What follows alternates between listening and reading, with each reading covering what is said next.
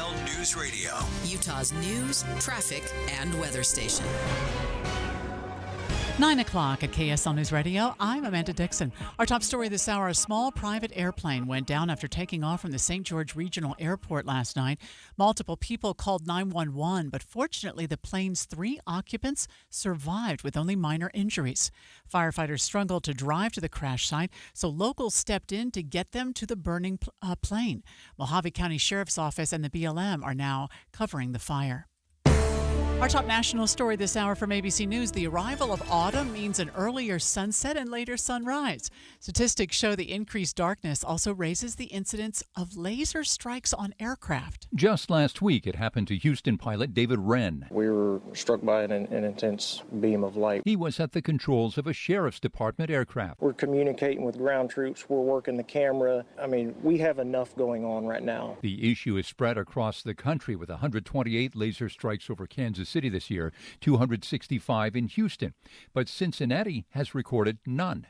Jim Ryan, ABC News. Your money at this moment, the Dow is up 305 right now. That's 0.75%. We're at 42,419. Coming up, we'll be in the 60s today, but a storm is on its way. KSL weather is next. KSL News Time, 9:02.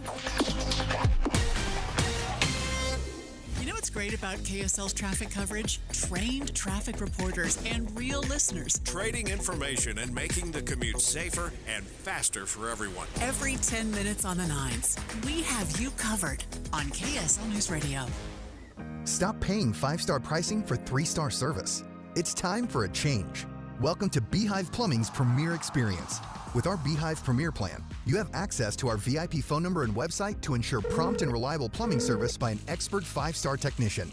Why Beehive? Our Premier package comes with an industry-leading warranty, giving you up to 10 years of coverage on both parts and labor. Yeah, that's right, 10-year warranty. Call Beehive Plumbing today or visit beehivepremier.com for expert experience every time. I'm Michelle Quist, and I'm running for Attorney General. For too long, the AG's office has been bogged down by scandals and partisan politics. Utah deserves an independent Attorney General focused on restoring trust and integrity. I'm an experienced litigator and appellate lawyer, and I believe politics have no place in law enforcement. Let's bring transparency and accountability back to the Attorney General's office. I'm Michelle Quist, asking for your vote by November 5th. Paid for by Michelle Quist for Attorney General. This is Derek Overstreet of the New Millennium Group and host of Stop Working and Start Living Radio. If you're close to or in retirement and you don't have a tax plan, call us right now, 888-999-6370. That's 888-999-6370. Listen, our country's been spending like never before, and the tax bill is coming soon. If you need an income tax strategy and a financial plan that will get you through the rest of your life, give my team a call, 888-999-6370. That's 888-999-6370. If you want an investment plan that allows you to keep more of your gains and pay less taxes, give us a call, 888-999-6370. My team specializes in the type of plan that will get you retired 3 to 5 years sooner than you thought possible. So, get a no-cost tax analysis by calling 888-999-6370. That's 888-999-6370. My team is standing by now. Oh no, stomach issues again? Stomach issues? Who are you? Your pancreas. I could be the real reason for your diarrhea, gas, bloating, stomach pain, or loose oily stools. I thought it was my stomach. People often do, but any of these symptoms could mean having a condition called exocrine pancreatic insufficiency, or EPI. With EPI, the pancreas doesn't release enough enzymes to break down food, but EPI is manageable. Use the symptom checker on identifyepi.com and speak with your doctor. That's identifyepi.com. Sponsored by AbbVie. Surprise! Your expenses this month were way higher than you expected! Also, you forgot to renew your website domain and now you're in a bidding war! You should see the look on your face. At Progressive, we know small business owners don't usually like surprises because they cost you money. But a good surprise that could save you money? Getting a commercial auto quote from Progressive. Plus, the fridge died in the break room and now everything smells weird! Surprise yourself. See if you can save in as little as 7 minutes at ProgressiveCommercial.com. Progressive Casualty Insurance Company and Affiliates. Traffic and weather together brought to you by Sinclair's Dino Pay app. Save up to 20 cents per gallon. And here's Heather Kelly. Well, we still have a crash on the west side belt. This is southbound I-215 right near the 700 North exit.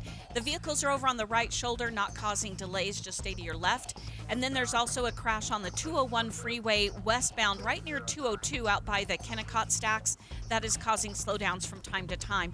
But looks like all the other delays that we had, especially on I-15, have cleared out. Heather Kelly in the KSL Traffic Center. It'll be partly sunny today with highs in the mid-60s. We have a small chance of rain this afternoon. But for sure, the storm moves in later tonight with snow in the higher elevations.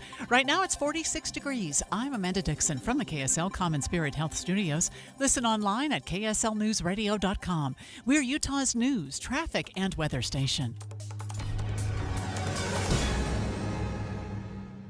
Dave and Dujanovic, your morning companions for talk, analysis, and key perspectives on Utah's biggest stories on KSL News Radio. Here we are, the week of Halloween, and 1 week and 1 day out from Election Day. Whew, thank goodness. And I'm so excited. Rusty Cannon in today for Dave Noriega. Dave wrapping up his stint today with Amanda Dixon on Utah's Morning News. Rusty Cannon, you can hear him weeknights right here for KSL at night from 7 to 9. Thanks for waking up early, Rusty. Yeah, I'm ready to go. Early morning on a Monday. What better way to start our week than to be here talking about some exciting stuff today? Now, your part-time job is here at KSL News Radio, hosting KSL at night from time to time. Love having you as part of the team. But your day job is? Yes, president of the Utah Credit Union Association. For a few years before that, was president of the Utah Taxpayers Association, and do a lot of work up on Capitol Hill policy and politics here in Utah. And then I get to have fun on KSL at night every, a night or two a week, which is a lot of fun. And then days like today, I get to jump in and join and hopefully help the team. Well, and I love it because we can pick your brain about tax credits and the presidential candidates' really pitches stuff, for. Yes. Well, I think it's just important stuff. 1 week and 1 day out from Election Day. Dave and Dujanovic, special coverage of the top national story. And our top national story is certainly also a top local story as well for many, many Utah families who are thinking about having children. Maybe you have kids and you've noticed the astronomical increase in the cost of childcare.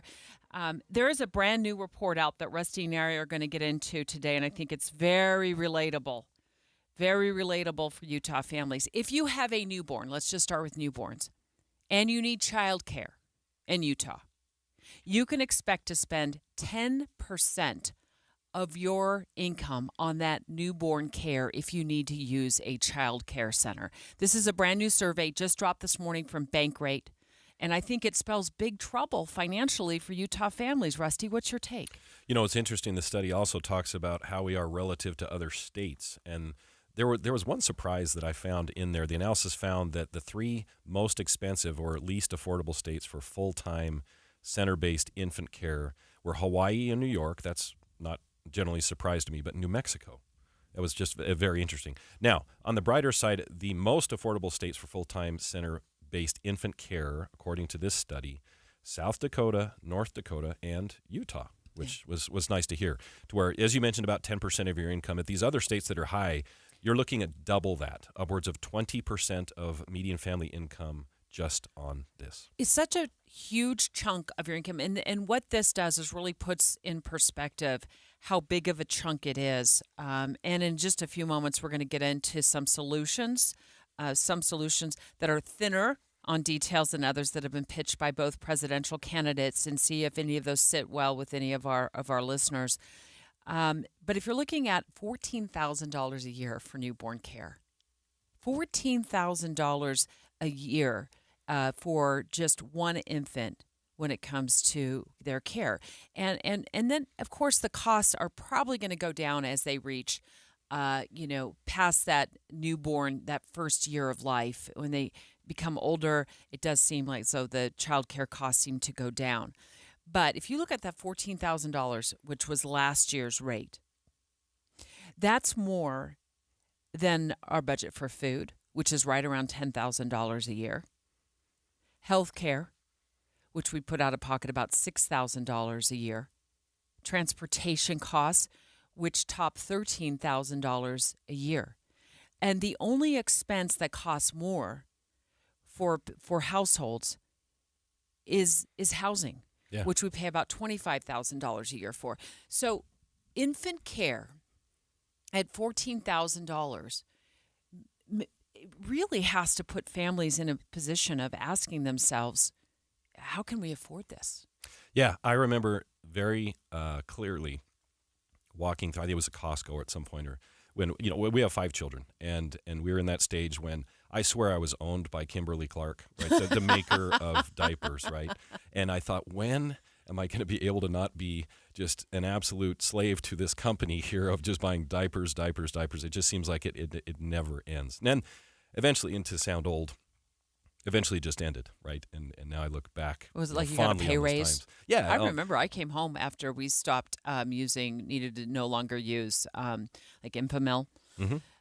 And buying baby diapers, and I told my husband we got a raise. Yeah, it feels like we got a raise. Yeah, it's significant. The other underlying issue, and maybe we'll get into this a little bit more in the next segment, but as a society, what importance do we put on children and growing a society, and not to get off into the tax nerd area that I typically try to do, but as a society flourishes as the population grows. Right, and you hear about the replacement rate of being 2.1. Mm-hmm. Now we're below that in Utah and nationally, and even worse globally, to where a society, in order to just be productive and to grow, you want to just have that slight increase over that replacement rate. We're below it at this point, and so issues like this only exacerbate the problem, where you have other factors of affordability, as we're talking about now, coming into the decision of whether to have children or not, or how many children that you have. And it just makes it even more difficult for families to make that choice. It's another burden. I saw one report, Rusty, that said that the cost of childcare is outpacing the rate of inflation. Well, I believe it. It feels like it has just gone up and up and up.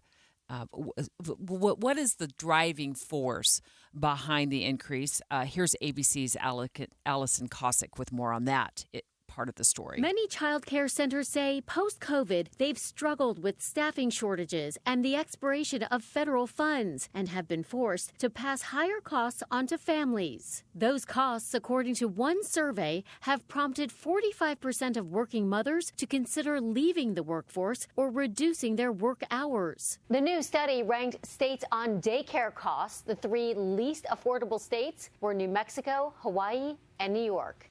Yeah, so that's what I had mentioned earlier. Yeah. Is one surprise and 2 that didn't surprise me, just as far as how those states are run. But it's good news that Utah's in that better tier, but it's still quite expensive. Yeah, it almost doesn't matter if you're living in Utah what other states are paying. I mean, I know we care because we care. We don't want people to be faced with these decisions based on money, like whether they have another child or they don't, or one parent has to leave the workforce to stay home full time. But if you're living in Utah, I mean, you're only affected by the cost of childcare at the childcare center down the street from your house or close to your work. So, but this 10% of our income that is now going to infant care is just, it's got to be unsustainable, because then I think about, well, what about families who have twins? Yeah, or more. Right, yeah, as it multiplies, that's the just problem infant multiplies. care. So you got to have 2 kids in a daycare setting, or you got to make a choice to stay home. And 2 infants, if you had twins, would be about $2,200 a month. And for some families, that is more than, of course, nowadays it's hard to even compare this if you're just getting into a home for the first time, but that could be more than your mortgage payment. Oh, exactly. Well over $2,000, as you mentioned.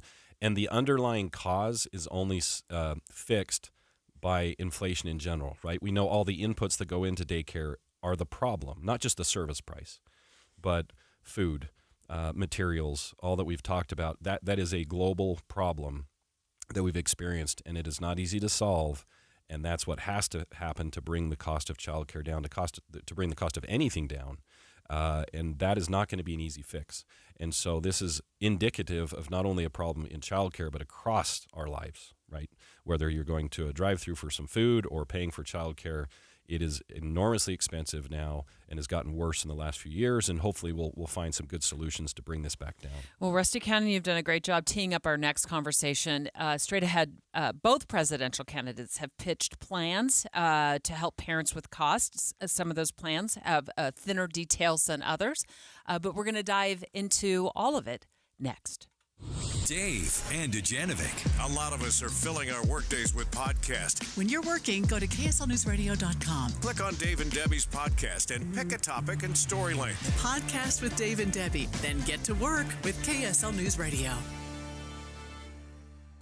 Food brings people together, but many families don't know where their next meal is coming from. In Utah, 317,000 people, many of whom are children, are struggling with food insecurity. And Macy's is continuing the tradition of bringing hope to families in need. You can help provide hope by donating to Macy's Harvest of Hope Drive, now through November 30th. All donations will be donated to a local food bank to serve families in our communities. Purchase an icon for any amount or a prepackaged bag of food with items that food pantries need most at any Macy's store or online at Macys.com. Look for items tagged with the Harvest of Hope icon throughout the store. A portion of sales from those items will also be donated to local food pantries. Together, we can make a difference in our communities and provide hope to families and children facing food insecurity. Visit Macys.com or your local Macy's grocery store to learn more. It's been an unusually warm October. Most 80-degree plus days ever in history. But it is October. Snow levels could come down to 5,000 feet again. Expect scary cold temps for Halloween week and get an updated KSL forecast before any tricks or treats in your car at 102.7 FM. My name is Brian King, and I'm running to be your governor because Utah is headed in the wrong direction, and we can do so much better. If you're frustrated by politics today, if you feel like politicians aren't listening to you, if you're looking for something different, for a leader who prioritizes common sense and bipartisanship, you have a place with us in this campaign. Join us and vote for Brian King for governor by November 5th. For the better. Paid for by Brian for Utah. At Shane Company, our engagement rings are the perfect blend of design, function, and beauty, each one a unique work of art. We meticulously craft our bridal jewelry in our jeweler's workshop to the highest standards, expertly setting each diamond by hand, ensuring the structure is perfectly balanced, and sizing everything for the perfect fit. Shane Company offers a free unmatched lifetime warranty because your engagement ring is an heirloom that was made to last. You'll cherish your ring today, tomorrow, and forever. Shane Company, your friend and jeweler. I'm Utah Tax Attorney Jordan Wilcox. Listen to what actual clients have had to say about working with us. Hi, I'm Gary. I'm a building contractor. About a year prior to the market crashing, we had a big job that was unable to pay a bill of about 6 figures. We were still left with a very difficult situation with the IRS. Eventually, at the end of the day, I realized that the penalties and interest were growing faster than my ability to save to deal with it. I had talked to people and I felt that Jordan Wilcox represented best what I thought could help me, primarily because they were local, and I needed a bigger solution than I was coming up with. It takes too long to figure it out on your own. Hi, I'm Jordan Wilcox. You need a tax attorney that's not afraid to fight for you. Visit taxhelput.com to schedule your free consultation. I would recommend Jordan Wilcox. It feels very good to not have the IRS on your back. That's taxhelput.com. Be advised, this is your opportunity to save up to 40 to 80% on a hot tub or swim spa. This weekend only, Friday through Sunday, Utah State Fair Park. Be advised, this is your opportunity to save up to 40 to 80% on a hot tub or swim spa. This weekend only, Friday through Sunday, Utah State Fair Park. 18-month interest-free financing. Our factories have demanded we sell 1,000 hot tubs and swim spas this weekend. Utah State Fair Park. Huge factory incentives, factory rebates, this weekend only. Utah State Fair Park. We can remove your old hot tub. Free delivery of your new hot tub. Hot tub starting at $2,999. Utah State Fair Park. Free delivery of your new hot tub. Just relax and enjoy. Utah State Fair Park. Friday, 2 p.m. to 8 p.m. Saturday, 10 a.m. to 8 p.m. Sunday, 10 a.m. to 6 p.m. Free admission, free parking, free delivery. Utah State Fair Park. Call 833-SPA-SALE or visit hottubandSwimSpaSale.com. Let me ask you a question. You have a best friend? How big would it shock you if somebody told you that your best friend just killed somebody? 911, what's your emergency? Someone on the other line said they kidnapped my son, and they're demanding $500,000. On September 12th, 1995, 12-year-old McKay Everett disappeared from his home in Conroe, Texas. It was a crime that shocked the community because the suspect was so unlikely, so unexpected. Former high-ranking police official, he'd run for sheriff at one point. Law enforcement personnel were pretty much split down the middle over whether or not he actually did this. And to this day, McKay's mother, Paulette, still feels that justice was never truly served. I've asked myself so many times, what in the world happened? Ransom is available now. Listen at ransompodcast.com or wherever you get your podcasts.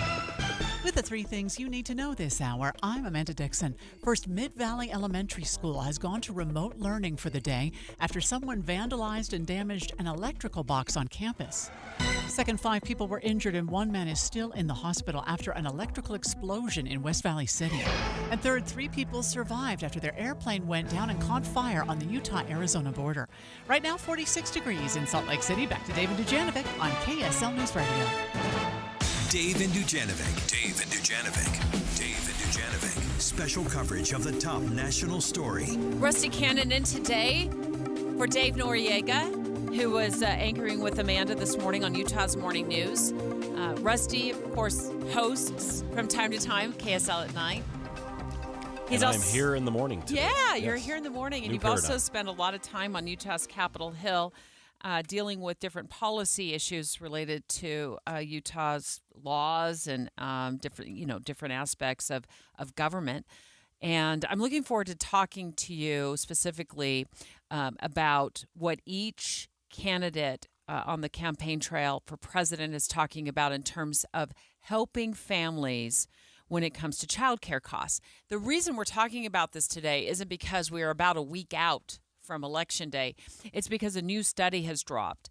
And the cost of childcare for a newborn now sits on average right around $14,000. It's $1,100 a month. And both Kamala Harris and Donald Trump have pitched, and some would say some of the details on some of the plans are thinner than they would like, a resolution or perhaps a partial solution to the cost of childcare, Rusty. And I want to walk through both of these plans with you and bounce them off of you. Yeah, so they've both gone down the same road as far as the child tax credit.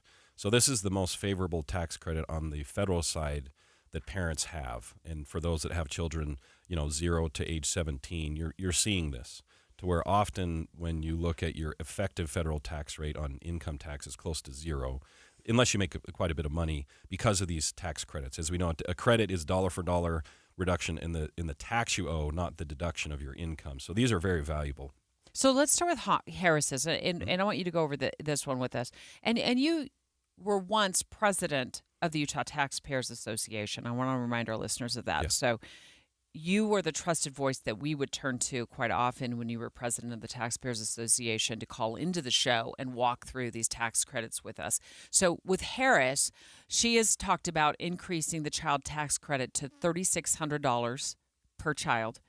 And then newborns, she would give families of newborns $6,000 for the child's first year. Go. Yeah, so it was increased during COVID, and people probably remember it being higher than $2,000.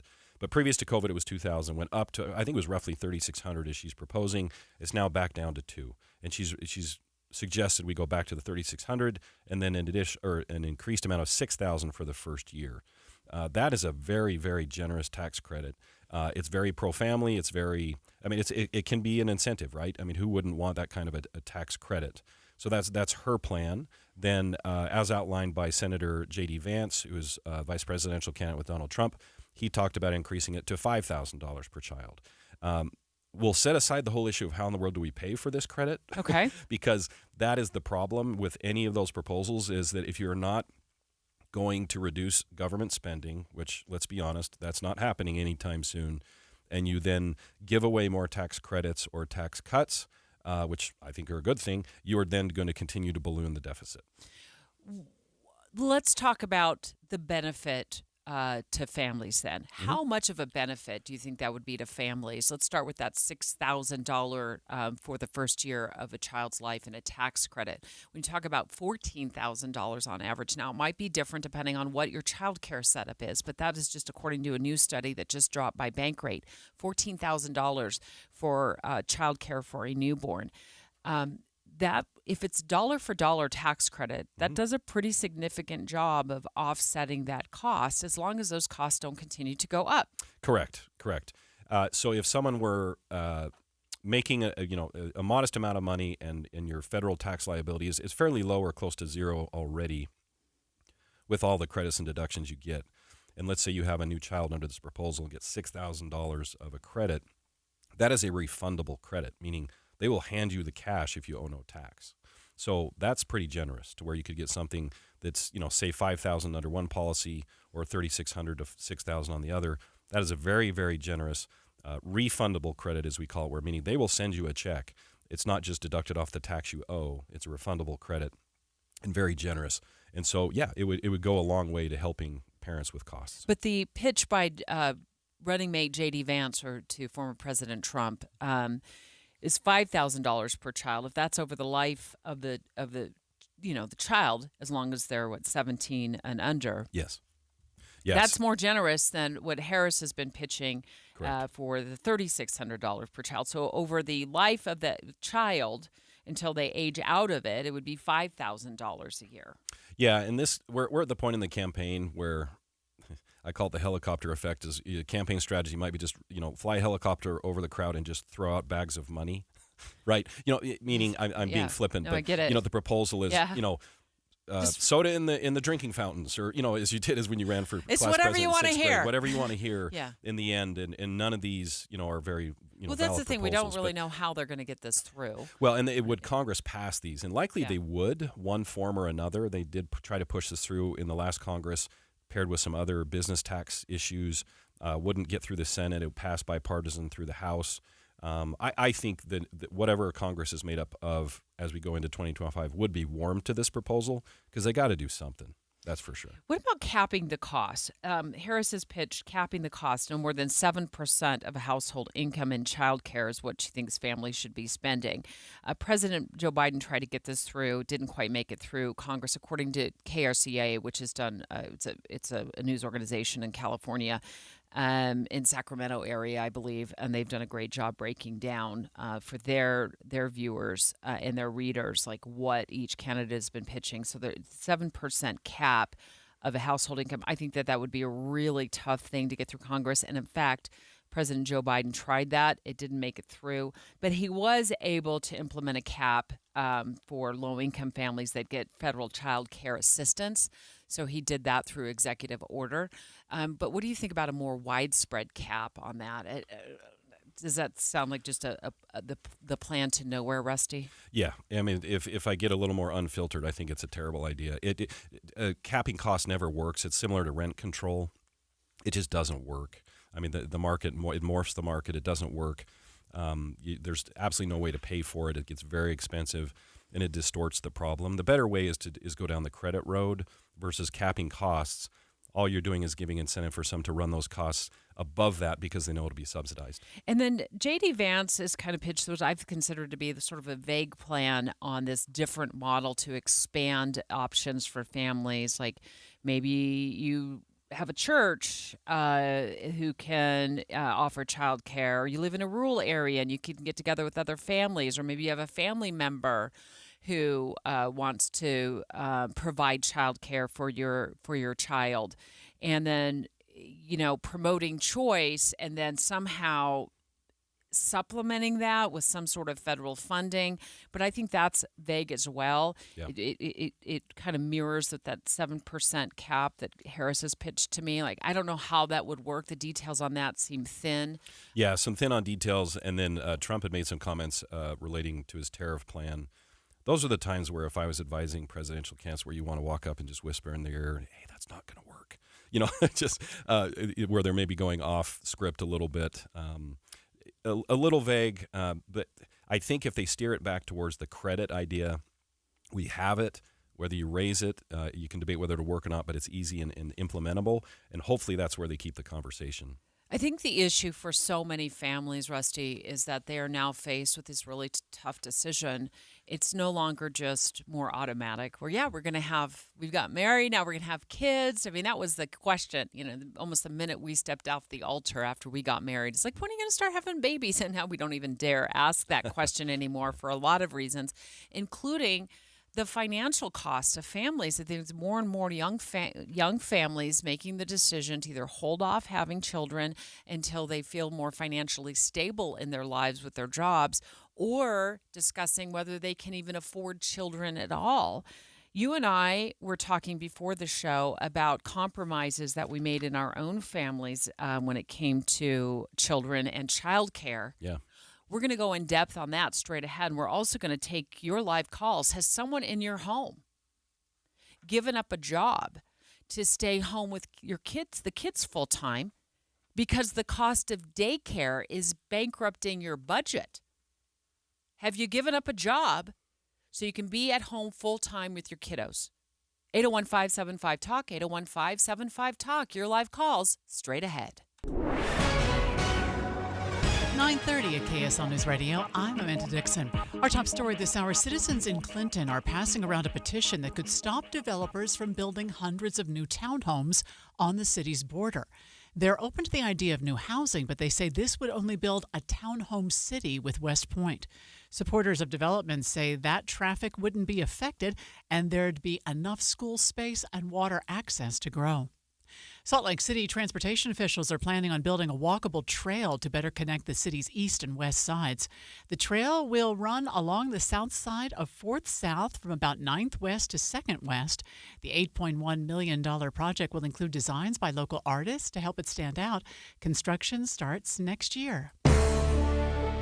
Our top national story this hour from ABC News: the presidential candidates are coming up with ways to appeal to American families dealing with child care costs. Here is ABC's Allison Kosick. Many child care centers say post-COVID, they've struggled with staffing shortages and the expiration of federal funds and have been forced to pass higher costs onto families. Those costs, according to one survey, have prompted 45% of working mothers to consider leaving the workforce or reducing their work hours. The new study ranked states on daycare costs. The 3 least affordable states were New Mexico, Hawaii, and New York. According to a survey conducted by BabyCenter.com, the average family spent close to $17,000 of their take-home pay on childcare. Your money at this moment: the Dow is up 289 right now. We're at 42,403. Coming up, we'll get up to the low to mid-60s today, but a storm is on the way. KSL weather is next. KSL News Time, 9:33. We hope you have the right app on your phone for news. You probably have dozens. But the KSL News Radio app, well, it makes our live stream super easy. Plus, our talk shows are right there as podcast for your workday. That's the app for KSL News Radio. I'm Bob Burke, founder and chairman of Burke America Parts Group, a family of brands that includes RepairClinic.com, an appliance and HVAC parts solution company that's grown into an international brand. Before AmericanEagle.com, we partially launched a new technology platform developed by another firm. American Eagle helped take our technology to a whole new level with digital marketing, software development, and business insights into our key markets, appliances, HVAC, and outdoor power equipment, and did so both on time and on budget. AmericanEagle.com has the resources, experience, and talent needed to produce solutions. Our new technology platform, developed by AmericanEagle.com, has produced tremendous results with higher traffic, conversion, engagement, and online revenue. If you have any home repairs you need to take care of, check us out at RepairClinic.com. If you need a world-class website or technology project, then I would highly recommend AmericanEagle.com. Call AmericanEagle.com at 773-NETWORK. That's AmericanEagle.com, 773-NETWORK. What's up, everybody? I'm Mike Wilson with Any Hour Services, and there's a good chance you've heard me talking about our free furnace sale. The one where you buy a new air conditioner and we give you a new furnace for just the cost to install it, about $400. Well, we still have a few more spots on our schedule we need to fill, so I'm extending the sale, but I'm not quite sure for how much longer. Definitely no later than the end of October. And once I think our schedule's full enough, I got to pull these ads. So don't wait too long to call and schedule your free estimate. The main reason we do this sale is to give you an incentive to help us keep our guys busy when the weather's mild. And thanks to your help, we're able to keep our guys and keep growing. So if your furnace and air conditioner are ready to be replaced, you owe it to yourself to at least schedule a free estimate and get all the details about our free furnace sale. Just to recap, when you have Any Hour Services install a new air conditioner, we'll give you a new furnace for just the cost to install it. About $400. The furnace is free, you just pay the labor. If you think you might be interested, call Any Hour Services at 801-443-7400. You can Google Any Hour Services. You can even schedule online at anyhourservices.com. No one helps more homeowners than Any Hour Services. Jeff Kaplan. When you're online, that's sometimes a source of fourth-hand information. Somebody does the reporting. Another website Googles, they find it, they rewrite it, and by the time you read it, you know the old game telephone. But KSL is a source of primary information. We have reporters on the street. They're out in the field finding out the details. And the difference between online and KSL News Radio, night and day. Jeff Kaplan's Afternoon News, 3 to 7 on KSL News Radio. Traffic and weather together brought to you by Sinclair's DinoPay app. Save up to 20 cents per gallon. And here's Heather Kelly. Everything's moving along quite nicely on the I-15 corridor, both directions trying to get into downtown Salt Lake, but also the opposite direction if you're going away from Salt Lake City. You have good speeds on the east and west side belt routes, I-80 through Parley's Canyon.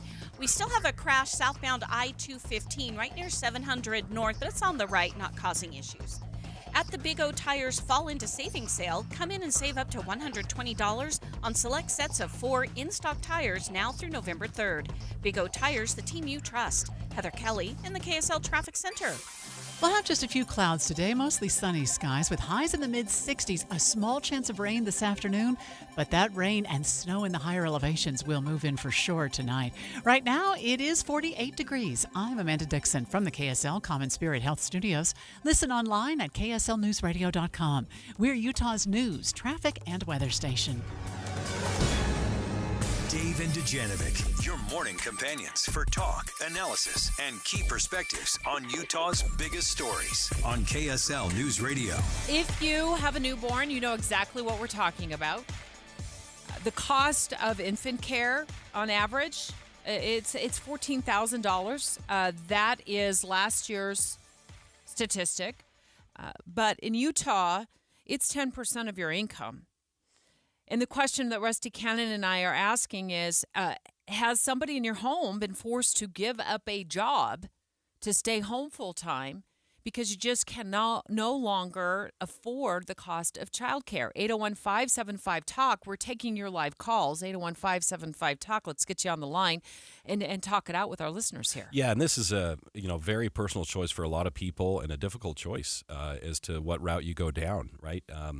Both continuing to work, one not, maybe going part-time, full-time mix, different hours. I think a lot of people experience that. And then the other question on my mind is, has remote work changed any of this, right? 20 years ago, remote work was relatively unheard of. It was forbidden. Yeah, forbidden. And even pre-COVID, I think that was still kind of, not okay. You were shamed for asking. Yeah, exactly. It's like, so you can sit at home and not do anything? No, I mean, now remote work is very, very common and highly used now. And does that change the mix? I don't know. It's an interesting question to ask. Well, when you look at this breakdown from Bankrate, Rusty, you look at $14,000 for newborn care. That is more than a household's annual budget for food, which is $10,000 a year. For health care, which we're forking out about $6,000 a year for that. Transportation, which is $13,000 a year by the time you make the car payment, the insurance payment, put gas in that vehicle. It's $13,000 a year for that. The only thing that's costing us more in our budget is to put a roof over our heads, which is in the $25,000 a year. Now, these are averages. But $14,000 a year, and then I brought up this scenario, well, what if you have twins? And they both need newborn care at the same time. Well, now it's $2,200 plus a month for infant care. And we know that since the pandemic, the cost of child care has outpaced the rate of inflation. And that many families are being faced with these choices. Either if you are currently working, you're trying to justify the idea of staying in the workforce, or one person in the home giving up their full-time career to stay home full-time with the kids, or, and I think this is a kind of a frightening scenario. We don't like to talk about it because it just drums up all kinds of, oh no, what if? Rusty, you brought this up. Not having babies at all.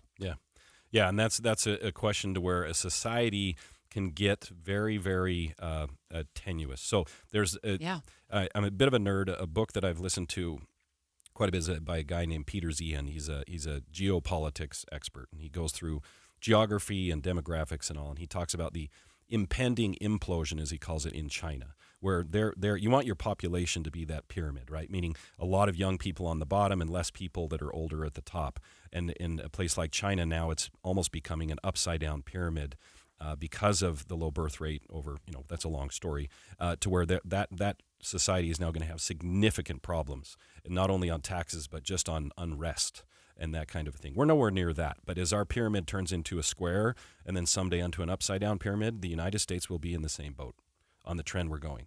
And so we have to ask these questions of how we deal with it. It's a 50-year to 100-year problem, but most of us are going to be one for that, and we need to be here plan. before we know it. Hi, right. TJ. You live in Bountiful. Do you have daycare up there, or is one parent staying home these days? Well, actually, we did something a little different. Now, I lucked out. We have my mom close by, and her parents are also close by. But for a while there, I was working nights, and she was working days. Yep. And then she changed jobs, and we flipped. And so now I'm on days, and she's working nights. Yeah. But that's how we ended up finding a balance in this. Is when we couldn't cover, then one of our parents stepped in and shorted. Yeah. Our Well, yeah, hats off to grandmas and grandpas who step in and help. You know, TJ, we did the same thing. We were, Chris and I, my husband, were two ships passing in the night, literally. He would work graveyards. I would work mornings when I was working morning show at KSL5 television. And there were times, Rusty, when I was worried because he was a police officer, like, oh my goodness, if he's booking somebody into jail at the time he needs to be coming through the door, you know, come on, kids, get up. All three of you, we're going for a morning live shot. Yeah, with not Mom. necessarily a smooth transition. It isn't. That can put a lot of stress. It's tricky, and it also puts stress on the, and I'm not trying to be a Debbie Downer, TJ, but it can put stress on the relationship itself because you don't have enough time to spend together as a couple. So just something to watch out for and pay attention to. Hi, Mark. Hi, how you doing today, Debbie? Good, really good. Say hi to Rusty. I don't know if you've had a chance to talk to Rusty yet. Good morning, Mark. I did not. Good morning. How are you doing?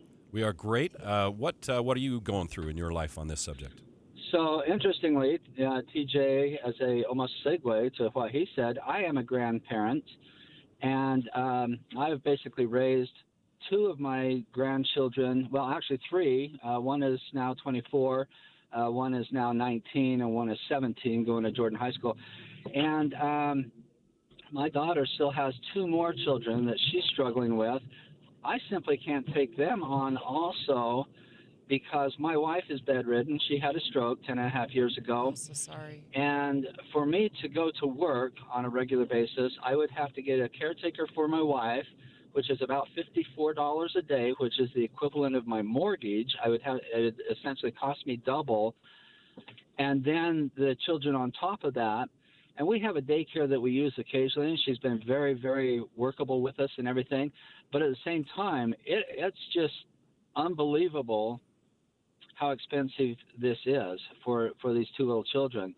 My 17-year-old grandson has to go to school still.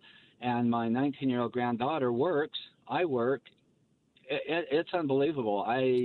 Sometimes I'm amazed I can even make it all the way through a month. Well, you know, it's heartwarming to hear these family stories about the adaptation that they've gone through, Debbie, to make things work. It's, you know, there's a lot of good people out there working hard to support their family and to do what they can.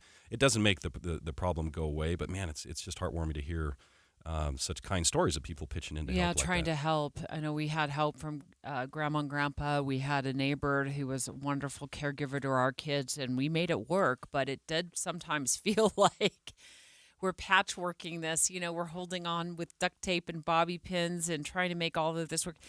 This listener says, Debbie, on our text line at 57500, how terrible that someone would have to give up a job for a child. They're saying that with sarcasm. The child is more important, or is the job more important? I agree, but, I know what you're saying with that. But you still have to do things like feed your children. You have to be able to afford to put a roof over their heads. And in some cases, families are just struggling to make the math work. And then when you add childcare to the cost of that at $1,000 a month for a newborn, then you're faced with a decision which is extremely perplexing for families. It's a decision that just wasn't even on our radar. Like, do we not have kids? 30 years ago when we were making the decision to have kids, it really wasn't a decision. It was just like, this is something that we were going to do, and the money will work out. And now it's the financial component that, unfortunately, we know through studies and surveys that is forcing this really tough decision among young families as to whether they can even afford to have children. Dave and Dujanovic. KSL is the only news radio for your car, right? The only news radio for your smart speaker. Come here in the morning. It's the latest news and traffic. In the afternoon, news and updated weather. We have you covered at KSL News Radio. Life can feel hard or overwhelming sometimes, but you don't have to face things alone. Getting help for yourself or someone you're worried about starts with a call or text to 988. Where you always have someone to talk to, someone to help you, and somewhere safe to go. 988 Utah is here for anyone experiencing mental health challenges or emotional distress. 988 Utah can even help you navigate how to support your struggling loved ones.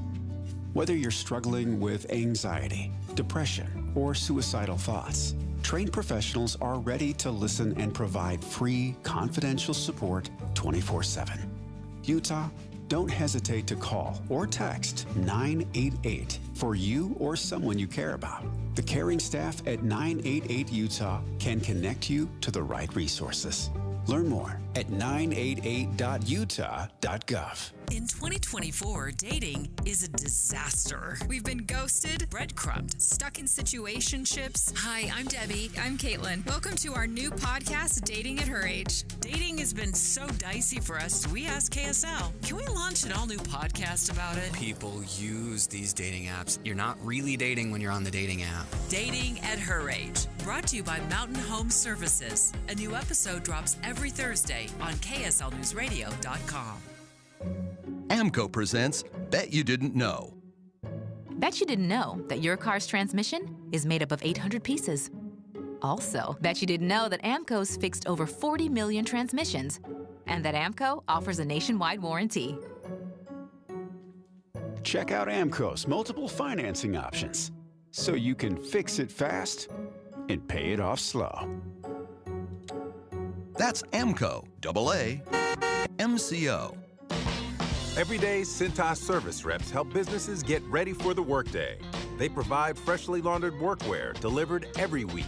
Mats, mops, restroom and cleaning supplies. First aid and safety products to help your employees stay safe. They even test and inspect fire extinguishers and emergency lights. Cintas helps keep your business running smoothly. See what Cintas can do for you. Visit Cintas.com. Oh, I'm ready! And get ready for the workday. Everywhere you look, things are getting more expensive. So at Consumer Cellular, we're lowering the price for those 50 and up. Now you can get unlimited talk, text, and data for $30 a line when you buy two. That's just $60 a month for 2 unlimited lines. So if you're 50 and up, make the switch and save. Come on, you've earned this. Call 1-888-FREEDOM or visit consumercellular.com today. Requires 2 lines of service, age validation, and credit approval, subject to system and area limits, taxes, and other fees apply. I'm Dave Cawley, investigative journalist and host of the podcast Cold. In October of 1985, a woman named Cherie Warren left work at a busy Salt Lake City office to meet her estranged husband at a downtown auto dealership. She never made it home. Cherie's car surfaced weeks later in Las Vegas. In the parking lot of a hotel casino. No one knows how it got there. Strange. It was strange. Both Cherie's estranged husband and her boyfriend raised suspicion for investigators. I kind of thought that he might have done something. But no arrests were ever made. In Cold Season 3, we dig into double lives, make new connections in the case, and examine the difficulty raised by reasonable doubt. We want answers just as much as anyone else. They have creeps like that now too, so nothing's changed. That's the new Cold Season 3, The Search for Cherie, now available anywhere you get your podcasts. With the 3 things you need to know this hour, I'm Amanda Dixon. First, members of Utah's native tribes say an apology goes a long way in healing. It comes after President Joe Biden issued an apology last week. Second, 3 people survived a small private plane crash after taking off from the St. George Regional Airport last night. And third, Salt Lake City transportation officials are planning on building a walkable trail along the south side of 400 South from about 9th West to 2nd West to better connect the city's east and west sides. Right now it's 48 degrees in Salt Lake City. Back to Dave and Dujanovic on KSL News Radio. Dave, and Dujanovic. Your voice, your vote, 2024. Special coverage on KSL News Radio. Rusty Cannon, KSL at Night host, which is usually just talks politics all the time. It's a great show from 7 to 9 right here on KSL News Radio. In today for Dave Noriega. And I was looking forward to having you here today, Rusty, because I really want to keep talking about early voter turnout across the country. I think it's been impressive. And specifically gender. And there's a little bit of a spoiler alert I want to start with. So far, women are outpacing men in early voting by quite a hefty margin. And I want to talk to you about what you think that means for each presidential candidate if the trend continues. Yeah, if the trend continues, according to NBC News and the website they've set up, it's a great tracking device. Women lead men 53% to 45%. For mail-in and early person votes cast nationally for the states that are reporting it. Generally speaking, Harris will do much better with women than Trump will, and that would point to an advantage for what it's worth in that category of 53% to 45%. We know how razor thin this election is going to be and has been. In fact, I had to make a presentation on Friday to some folks talking about the presidential election and Senate and Congress, and I actually started with a quote that I read in a column last week. It was kind of funny, where if somebody tells you that they're going to predict who's going to win the presidential election, also ask them what else they're going to lie to you about. Because nobody knows. All the polls are within the margin of error and very close. But these are some interesting data points that might give a little bit of a clue as to how things will go on Election Day and, unfortunately, for the days after, because we are not going to know. Well, I guess we could, but it is unlikely we know who is elected president the next day. I want to click through some of the states. Let's start with Utah. And Utah's actually pretty close. It's closer than a lot of the states. Women of all those early mail-in and in-person votes that have been cast in Utah, it's 46% of those have been cast by women, 43% by men, which does not mirror the national trend. I mean, nationally, we've got 44 million mail-in and early in-person votes cast across the country. This, again, I want to make it clear. This is a snapshot in time. We talked about this last week. It will grow. This is just a snapshot based on as of today. Yes, one other interesting thing to look at is age. So we hear over and over the idea of getting young people to vote and show up and have their voice heard. And unfortunately, as you look at the data, whether it's in Utah, but let's start out nationally, on this, at least nationally, 18 to 29-year-olds, only 7% of votes are from that category, another 8% for those 30 to 39, and 11% 40 to 49. So that means, according to this, if I'm doing my math correctly, about 74% of all early votes have been people 50 and older. That's me. Yeah, and me too. Yeah, 50 and older, and then 65 and over, it makes up almost half. Yeah. It's 48% of the votes. Well, so what do you make of let's start with the 40 to 49-year-olds making up so far only 11% of the early votes that have been cast. I would have thought that number would have been much higher, particularly with the Republican Party's pivot to get the vote out early. As opposed to, vote in person day of. I'm surprised that 40 to 49-year-old category isn't carrying more of the weight of early voting. Yeah, I'm not sure why. Maybe you have more working professionals or people working, and it's harder for them to turn things in. But if you look here in Utah, obviously mail-in voting across the board, we match the national statistic. It's still 11% of our 40 to 49-year-olds. Just for whatever reason, 50 to 64-year-olds, that number gets way higher, and then 65 and over it's over the majority here. 51% in Utah have turned in ballots early. It's an interesting phenomenon. And then you go back to the youth in Utah, we're even more abysmal in our numbers. So, I don't know what those are. So 18 to 29, it's 2% of the votes so far. Yeah, and 30 to 39 is 6%. So we have got to get our younger people more engaged in voting early and embracing mail-in voting and all. That's a whole nother problem to solve, but obviously from these statistics, we still need to work on it. We're at 44 million, a little over 44 million mail-in and early in-person votes cast across this nation so far. Election day, of course, next week, next Tuesday. And Rusty Cannon in Today for Dave Noriega and I are analyzing, what this means for the campaigns and what it means when it comes to age and also gender. And you said that Kamala Harris may have the advantage because in terms of women, more women have turned out across the nation. 53% of the early votes that have been cast by women, 45% by men. And when you look at the swing states when it comes to gender, let's talk about Pennsylvania. You want to toggle over to Pennsylvania there. We're literally tabbing through this NBC News early vote tracker. I mean, it's a really easy, user-friendly tracker that we've been using from the beginning of when they dropped this on their website. Pennsylvania, 56% of the early votes have been cast by women, 43% by men. Pennsylvania is an important state for both candidates. It is a swing state. Let's talk about that, Rusty. Yeah, likely that'll be one of the states that determines the winner. I mean, we had talked about this before the show, that Utah is not a swing state. We are not getting bombarded like others. Your relative that you mentioned in Arizona or these in Pennsylvania, they are getting absolutely blasted texts, calls, emails, commercials from campaigns. I'm sure it's mind-numbing. But it'll come down to basically 7 states, Pennsylvania being one, Arizona, Nevada being a couple others, and Michigan, Wisconsin, exactly, Georgia, and North Carolina. Those are it. Yeah, those are the 7 states that will really determine, most likely, who is the next president. And so this is razor thin in all of those. And every single one, though, I'm looking at, I want to make sure I'm getting this right. Michigan, far more women have voted than men.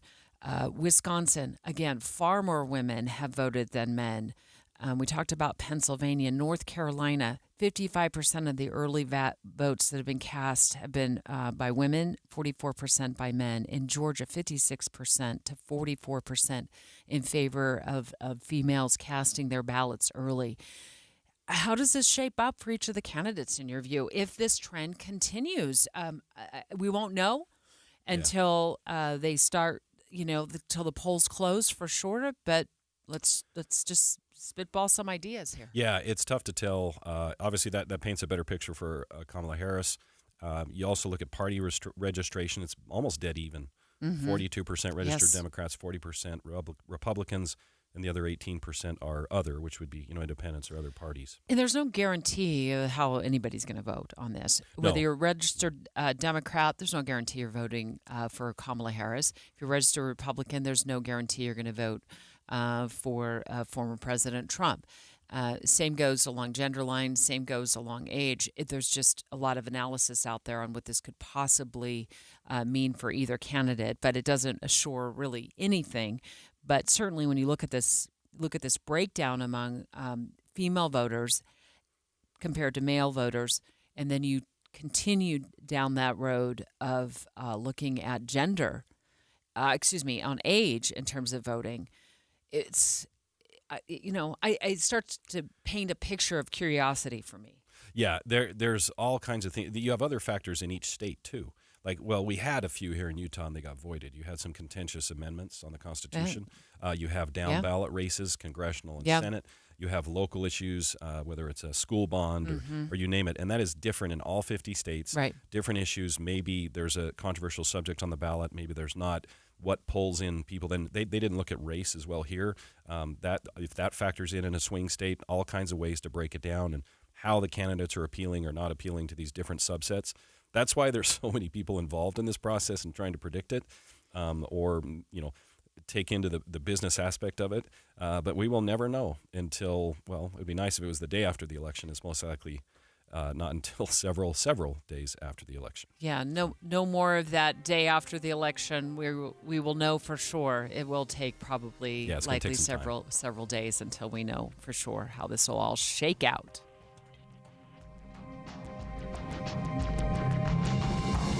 KSL FM Midvale. KSL Salt Lake City. From the KSL Common Spirit Health Studios, this is KSL News Radio. Utah's news, traffic, and weather station. It's 10 o'clock at KSL News Radio. I'm Dan Bonas. KSL's top story this hour. In a matter of hours, we'll have another storm moving through Utah with the brunt of valley rain and mountain snow tonight and early tomorrow morning. KSL meteorologist Matt Johnson says Salt Lake City southward will likely get hit the hardest, with the mountains looking at 4 to 8 inches of snow. Not expecting too much in the way of accumulation for the valley floors, and there's maybe a chance, across the benches where we could see some flakes fly. The storm expected to clear out by Wednesday afternoon, with highs returning to the mid-50s.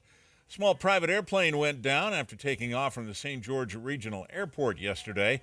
A number of people called 911. Fortunately, the plane's 3 occupants survived with only minor injuries. Firefighters struggled to drive to the crash site, so locals stepped in to get them to the burning plane.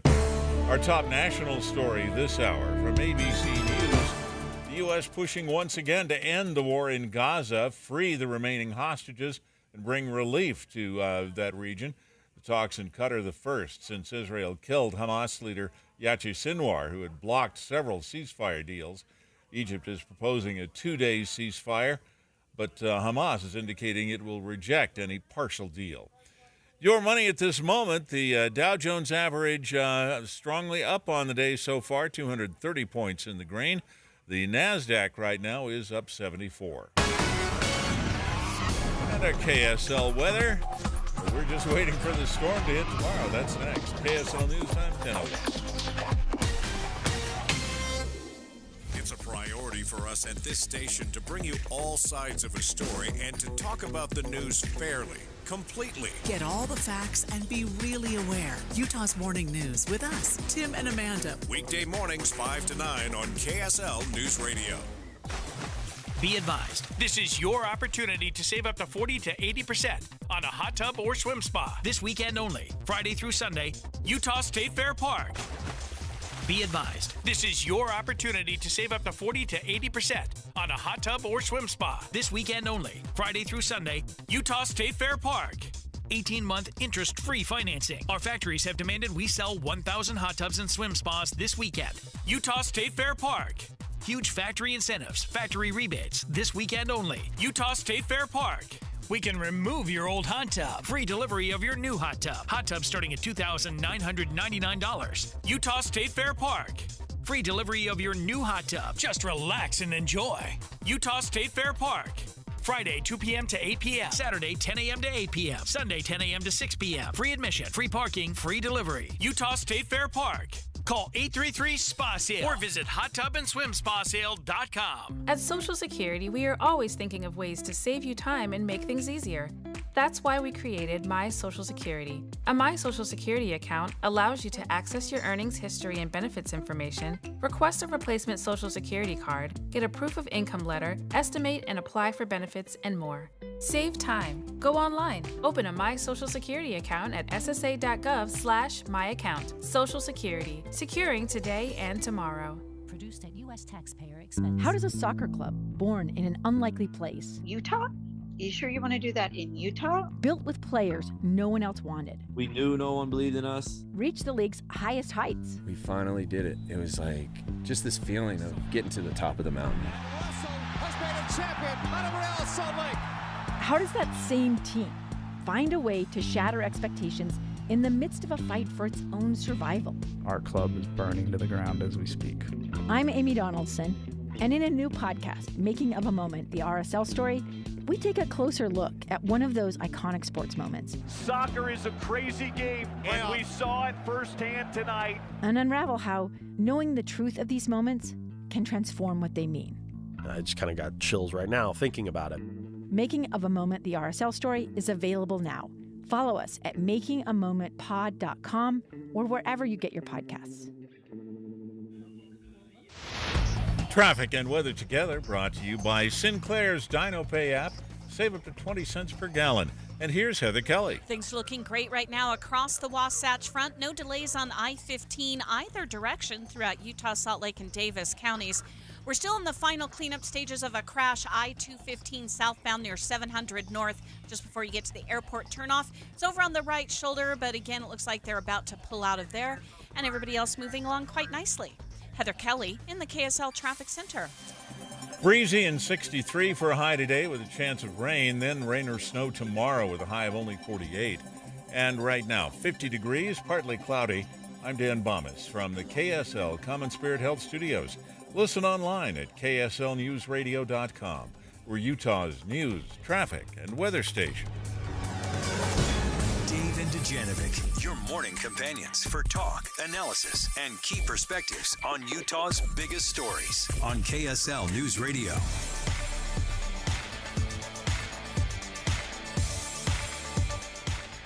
There's a community that has certainly been pushing back against a new housing development.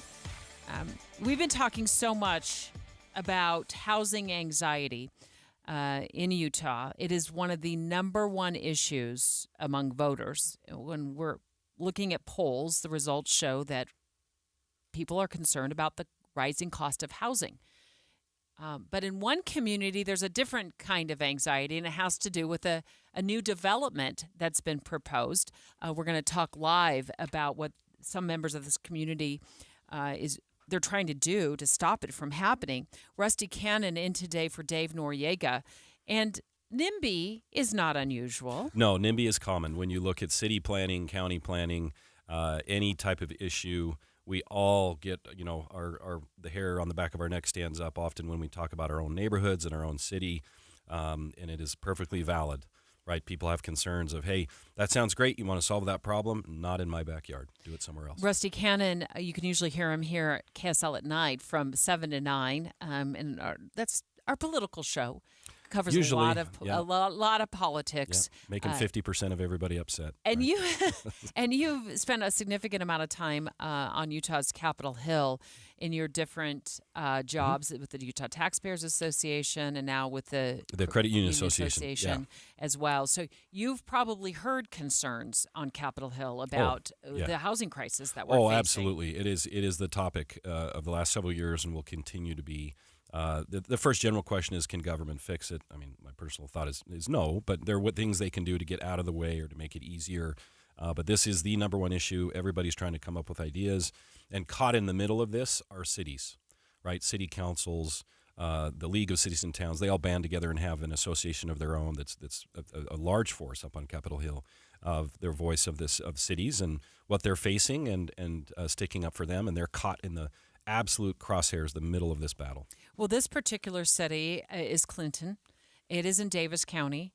And Tim Vanderneck, who's a reporter with KSL.com, has written extensively about what is going on in that city regarding a 341-unit housing development. And Tim, set the scene for us in Clinton. Like a lot of Utah cities, and in fact across our state, they have realized a population boom over the years, and now they're faced with, needing to build more homes, right? Yes, yeah. So this is northwestern Davis County, right across the line from Weber County, Roy. So over there, you got some of the last remaining pockets of open land in Davis County, which is getting kind of filled up. So they've had some pretty notable development, West Point, Syracuse, Clearfield's doing a lot of infill, but now Clinton has had some projects, and one of them, it's not unusual that people, grumble, go to city council meetings and say, I don't like this, but the people in Clinton took it a step further. They're petitioning, trying to reverse the zoning decision that's allowing a townhome development to go in, just saying it's too much.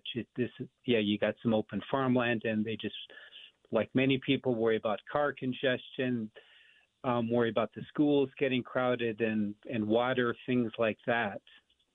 So, Tim, what has got residents upset about this project, right? It's 341 units, 266 townhomes, 75 single-family homes in Clinton. Why are they going out and gathering signatures to try to push back on this? Well, it sounds like it because there's been some other development going on. There's a couple other developments, townhomes and these small patio homes there in Clinton, and then West Point has a development project right across the West Point and Clinton bump up against each other like all these cities. They've run together, and so that West Point project plus this Clinton project, I guess, just was the tipping point. It's just getting to the point that some people are just getting, thinking this needs to slow down. We're speaking live right now to KSL.com reporter Tim Vandenek. He's joined us from time to time, does a lot of stories on growth and housing, and this one particular issue has to do with housing development in the city of Clinton. And it's a 300-plus housing development that has been signed off on by the city council, Tim? Yeah, the city council approved the rezone. They annexed part of this land into the city. So now the only recourse to the citizens, they spoke out at the meeting when the city council approved the changes, but state law allows them to petition, to reverse the decision. So if they get enough signatures on these petitions, which they face a deadline of November 6th, but if they get enough signatures, and the lieutenant governor, goes through the reviews it and makes sure all the signatories, they're Clinton residents, I guess, legitimate, and then it would be put on the ballot probably next year, maybe November of next year, and then the voters would decide, shall we keep this rezone or shall we reverse this rezone? And then, then from there, if they reverse it, the project stalls. If they reject it, then presumably the project can go forward. So it's all in the hands now of getting those signatures and verifying them. So, Tim, it sounds like the developer, from reading your article, has different thoughts on that. He would like to move forward with the project and talks about traffic and a few other things being managed well. Is that, am I gathering that right, to where they think this should be a good workable development?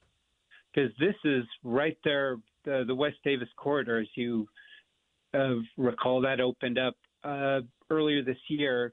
It doesn't quite extend up to this area, but it's close. And the next phase of the project, the West Davis corridor, is a big north-south corridor, limited access roadway that gets traffic speedily from western Davis County down to Farmington and down to Salt Lake. So that roadway is coming in. So this development site is near that, so it would have transit opportunities there. 1800 North, another east-west roadway is going to be widened to 5 lanes, apparently, according to this developer. I-15 is getting a new interchange at this location near Sunset, which is a little bit to the east. So the road infrastructure is coming in. It's just poised for, more and more development. Tim, do some residents there kind of long for the good old days? And, like a lot of us, right? I mean, I remember you jump on I-15 at 6:15 in the morning and there'd hardly be any cars. And now I'm vying for lead position in front of all of the cars. You know what I mean? It's just, but just for the next 30 seconds or so, kind of set the scene for us there in Clinton. I haven't been through there in a while, and I'm wondering how people feel about the growth and how it is growing. Well, yeah, you're getting more and more big box big box stores out there, the usual businesses clustered up there, more development. The people I spoke to, one of the draws to them way back when in the 90s was the open land, kind of the rural feel. You get the same thing in western Weber County, which is also facing these same sort of pressures. People move to these areas because they want to get away from all the hubbub. They want fresh air and cows and things like that, and that's just going away. That's. So it's more of these Clinton residents. Sounds like they maybe they're comfortable with growth, but maybe this is just a step too far. Would that be fair to say? Yeah, one of the things they talk about is, maybe not so many townhomes. If it were more single-family homes, it would be a little bit more palatable. Although the developer, on the other hand, says being close to this the West Davis Corridor interchange in the future, at some other industrial sites out there, that townhomes are a better fit given the other expected sort of growth. So, yeah, just conflicts and different opinions in all manner of way.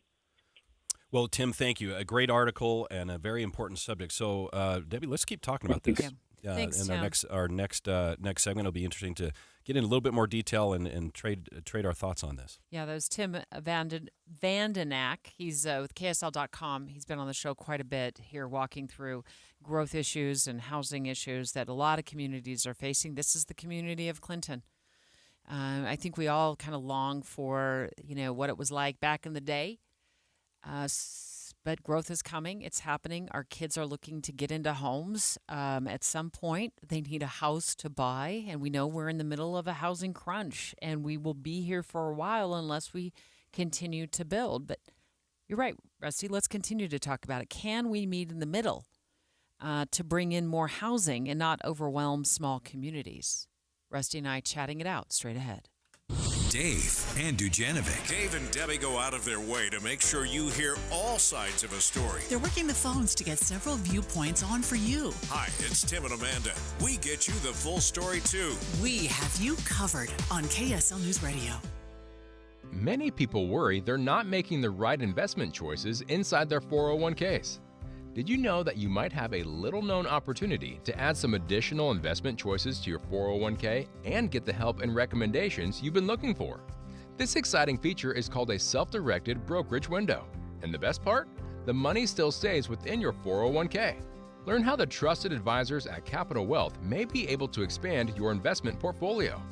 To learn more, call or text the word VISIT to 801-877-9800 or go to CapitalWealth401k.com.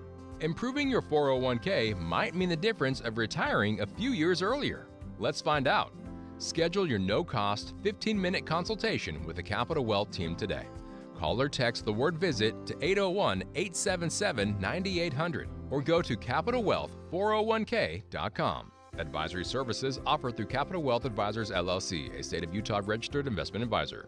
We're just 7 days away from the historic 2024 election. I'm running for governor because you deserve partisanship, not unchecked power. It's been an honor of a lifetime to serve as your governor. We've accomplished so much together. Do your homework and get your ballot in the mail. The election is next week, and we have you covered on KSL News Radio. Hey, diamond lovers. Shane Company knows fine jewelry. That means a lot when you're looking for a dream engagement ring, a beautiful keepsake, or the perfect gift. When it's this important, you want someone who knows exactly how to work with your budget, not against it. Someone who knows you deserve a piece more beautiful than you've ever imagined. Through 4 generations as a family business, we've always sourced our diamonds and gemstones directly, cut out the middleman, and passed the savings on to you. Come see us in store and compare our wide selection of diamonds, rubies, and a rainbow of sapphires in different shapes and sizes. So many in stock and ready to take home today. Create your dream engagement ring in 3 easy steps, or pick a perfectly preset ring that's created by our in-house design team. Browse our selection of fine jewelry gifts for everyone in your life, from diamond and gemstone studs to must-have tennis bracelets and beautiful birthstone necklaces. With our everyday competitive prices and unmatched free lifetime warranty, Shane Company is your go-to destination for fine jewelry. Visit shaneco.com and come in to see for yourself.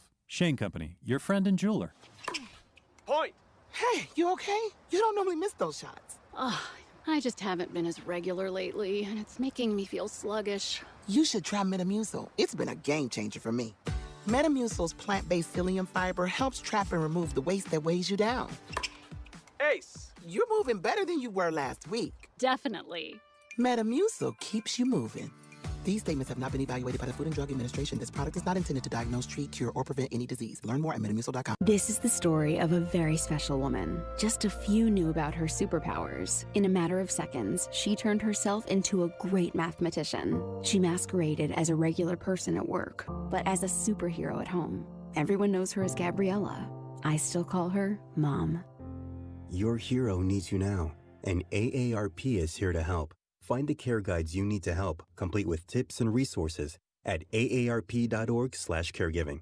Brought to you by AARP and the Ad Council. Any Hour Services free furnace sale is going on right now. If you haven't scheduled your free estimate yet, what are you waiting for? Call Any Hour Services today or schedule online at anyhourservices.com. This Friday from 10 to 1, the movie show comes to Sound Sleep Medical. But first, take the time to learn about a better night's rest. Sound Sleep Medical delivers oral appliance therapy that treats sleep apnea without the use of CPAP machines. They're professionally fit, warranted, and covered by most major medical insurance. In the days of a poor night's sleep, Sound Sleep Medical will help. Call Sound Sleep Medical at 801-716-8672 for details. Sound Sleep Medical. With the three things you need to know this hour, I'm Dan Bonas. First, 3 people escaped a plane crash in southern Utah with only minor injuries. Second, talks are underway again on a potential ceasefire in Gaza. Third, we're looking for a big change in Utah's weather tomorrow. 52 degrees and sunny in Salt Lake City right now. Back to Dave and Dujanovic on KSL News Radio. Dave and Dujanovic. We just got off the phone with KSL.com reporter Tim Vandenack, who's been covering the story, the developing story in Clinton, Utah, which is in Davis County, where some residents out there are gathering petition signatures to stop a 341 housing unit development. It would be a mix of townhomes and single-family homes. And Tim I don't think he addressed the number of signatures that they've gathered so far when he was on the phone with us. But yeah, I think it was around 2,900 that they've gathered so far. I believe their goal is, 3,400 or so, if I read it correctly. So they're getting close. And they need those by November 6th. Rusty Cannon in today for Dave Noriega. Looking forward to chatting this out with you because I think we all understand that we are in a housing crisis. In fact, when you look at polls of voters, when voters are asked the question, like, what is your top concern, your top issue, we often are saying these days housing anxiety in terms of not enough housing, the cost of housing. And so one of the ways we can kind of quash that is by building more homes. But then on the flip side of this, there's another kind of housing anxiety that some residents have when it comes to their neighborhoods, and I'll just call it NIMBY, not in my backyard. Yeah, a common occurrence. And this case in Clinton is a great illustration of what a lot of communities are facing. So this one's a little different. In Clinton, since the mid-'90s to now, so roughly from 1995 to 2023, their population has gone from 9,200 to 23,588. So that is a 154% increase for those keeping track at home, and that is a lot. And so you can understand their feelings of saying, okay, put the brakes on this.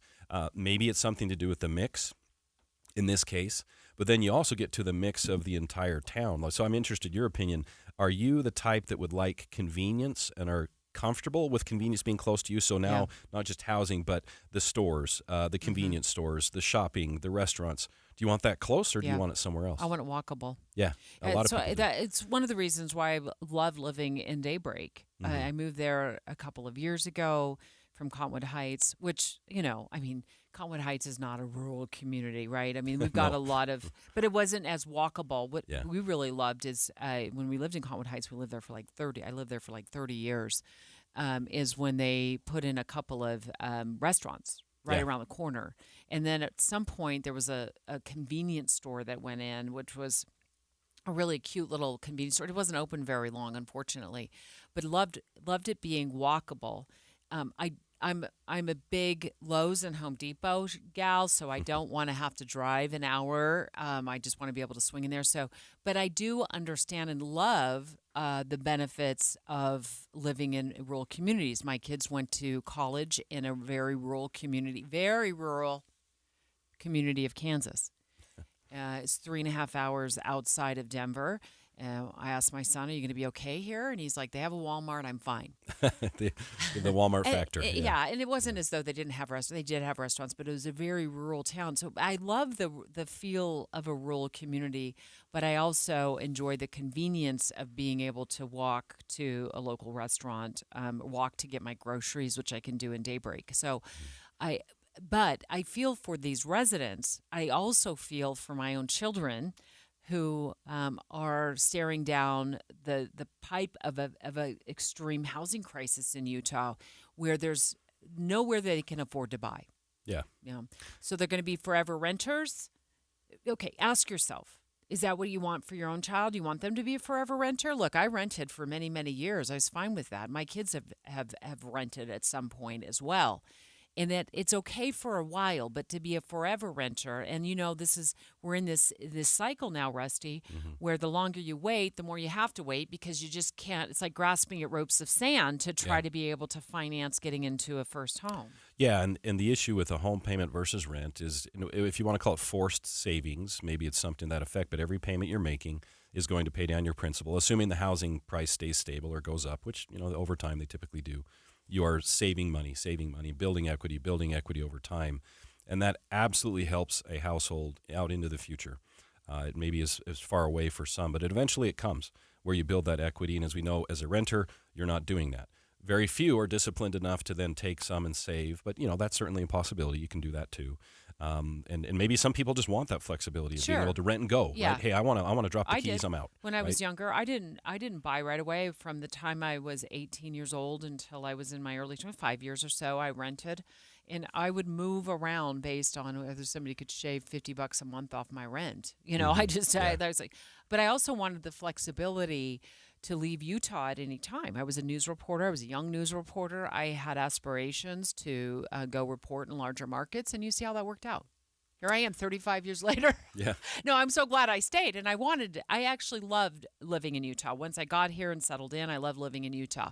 So it's worked out. It's great benefit to me and my family to be able to call Utah home.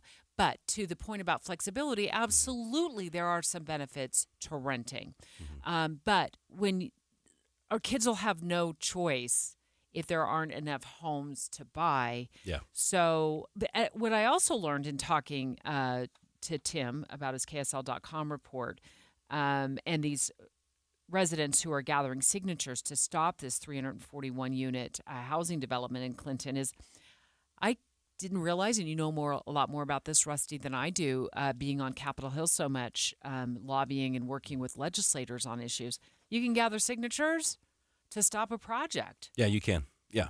Most issues, not all, but most issues of consequence that a city council vote on, you can petition, whether it's a debt they're incurring or a project they're doing or approval just like this. Most major issues you can gather a petition and to push it to a ballot, to a vote of the people. Been involved in those exact battles in various cities through the years. And it depends on the issue, but yes, it would, if successful, the number of valid signatures are gathered. It's a fairly simple process, but it's not easy. It's a lot of work to gather the number of signatures. Then it pushes it to the next ballot. In this case, Clinton, it would be a year from now. So this is going to delay. If they're successful, it delays this a year at least. Can you envision a Utah where there's signature gathering going on as we push to build more and more homes in every community? Is there a reason to be nervous about that? I don't think there's a reason to be nervous, but I would be aware that it's going to come. City councils, I'm sure, are aware of this and should be, that, hey, this is a possibility. If you push the envelope one way or another and your citizens don't like it, they're going to gather signatures. It happens. It happens in communities all around the state on various issues. It's not common, but it does happen. And they need to make sure that they're aware of that possibility and take the temperature of their residents and make sure that they're prepared if it goes the other way. We'll see how this develops, but in Clinton, that might very well be delayed at least a year waiting for a vote.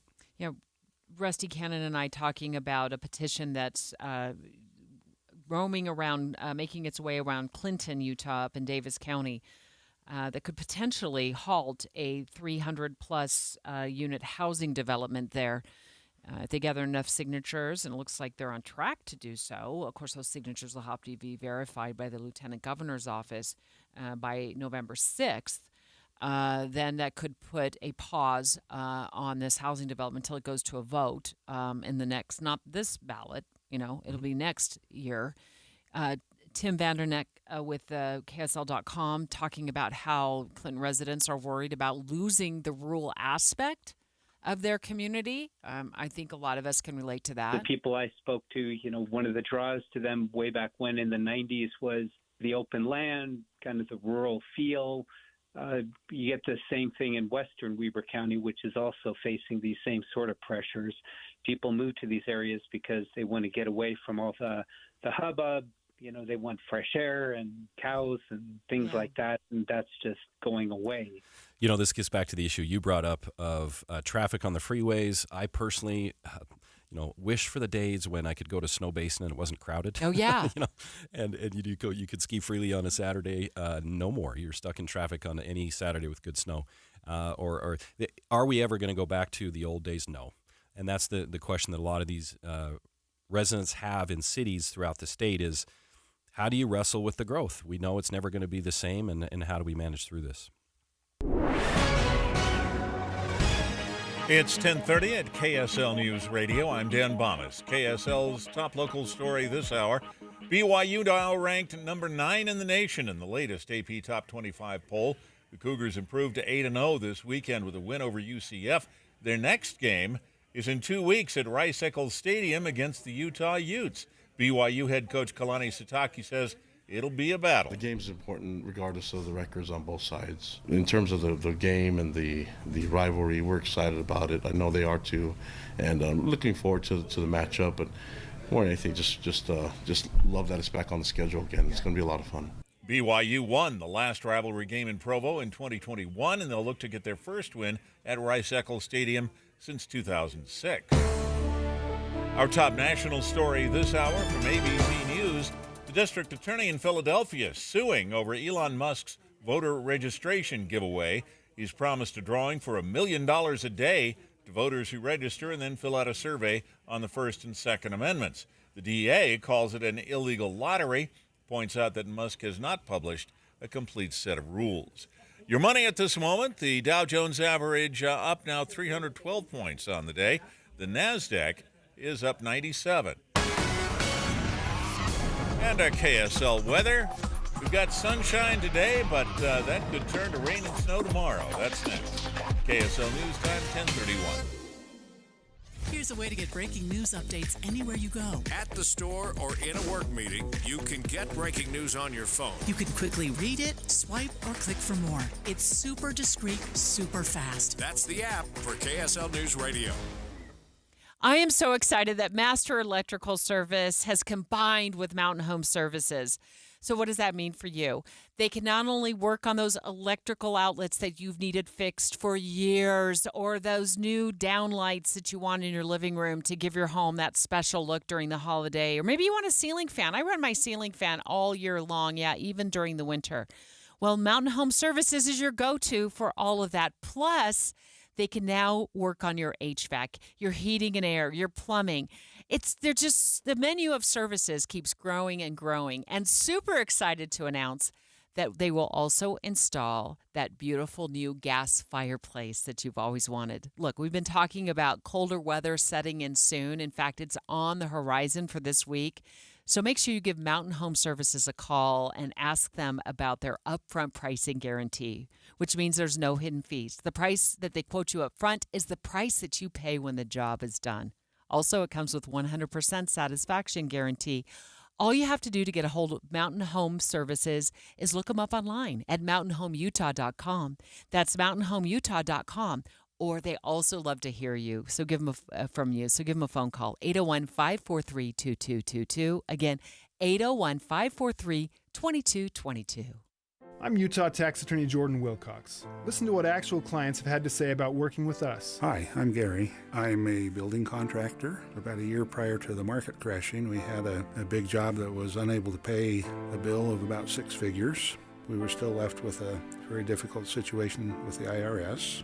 Eventually, at the end of the day, I realized that the penalties and interest were growing faster than my ability to save to deal with it. I had talked to people and I felt that Jordan Wilcox represented best what I thought could help me, primarily because they were local. And I needed a bigger solution than I was coming up with. It takes too long to figure it out on your own. Hi, I'm Jordan Wilcox.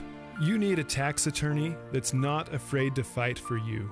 Visit taxhelput.com to schedule your free consultation. I would recommend Jordan Wilcox. It feels very good to not have the IRS on your back. That's taxhelput.com. It's official. KSL Sports is your official radio home of the Utah Hockey Club. When the puck hits the ice this fall, you'll hear every goal, every check, and every tension-filled moment on the KSL Sports Zone. Plus, let your voice be heard on the Utah Hockey Club Fan Forum on KSLSports.com, your exclusive home of the NHL and the Utah Hockey Club in Utah is KSL Sports and 97.5, the KSL Sports Zone. Traffic and weather together, brought to you by Sinclair's DinoPay app. Save up to 20 cents per gallon. And here's Heather Kelly. Well, everything's still moving along at freeway speeds, especially I-15, which has most of our traffic. Most of the people right now are still trying to head toward downtown Salt Lake City, but as we get closer to the lunch hour, some of them will be going the opposite direction. Right now, though, no delays, no accidents reported. Things are looking good on the east and west side belt routes, the 201 freeway in and out of Tooele County. Heather Kelly in the KSL Traffic Center. Breezy and 63 for a high today with a chance of rain, and we'll see rain and snow tomorrow with a high of only 48. And right now we're at 53 degrees with sunny skies. I'm Dan Bomas from the KSL Common Spirit Health Studios. Listen online at kslnewsradio.com. We're Utah's news, traffic, and weather station.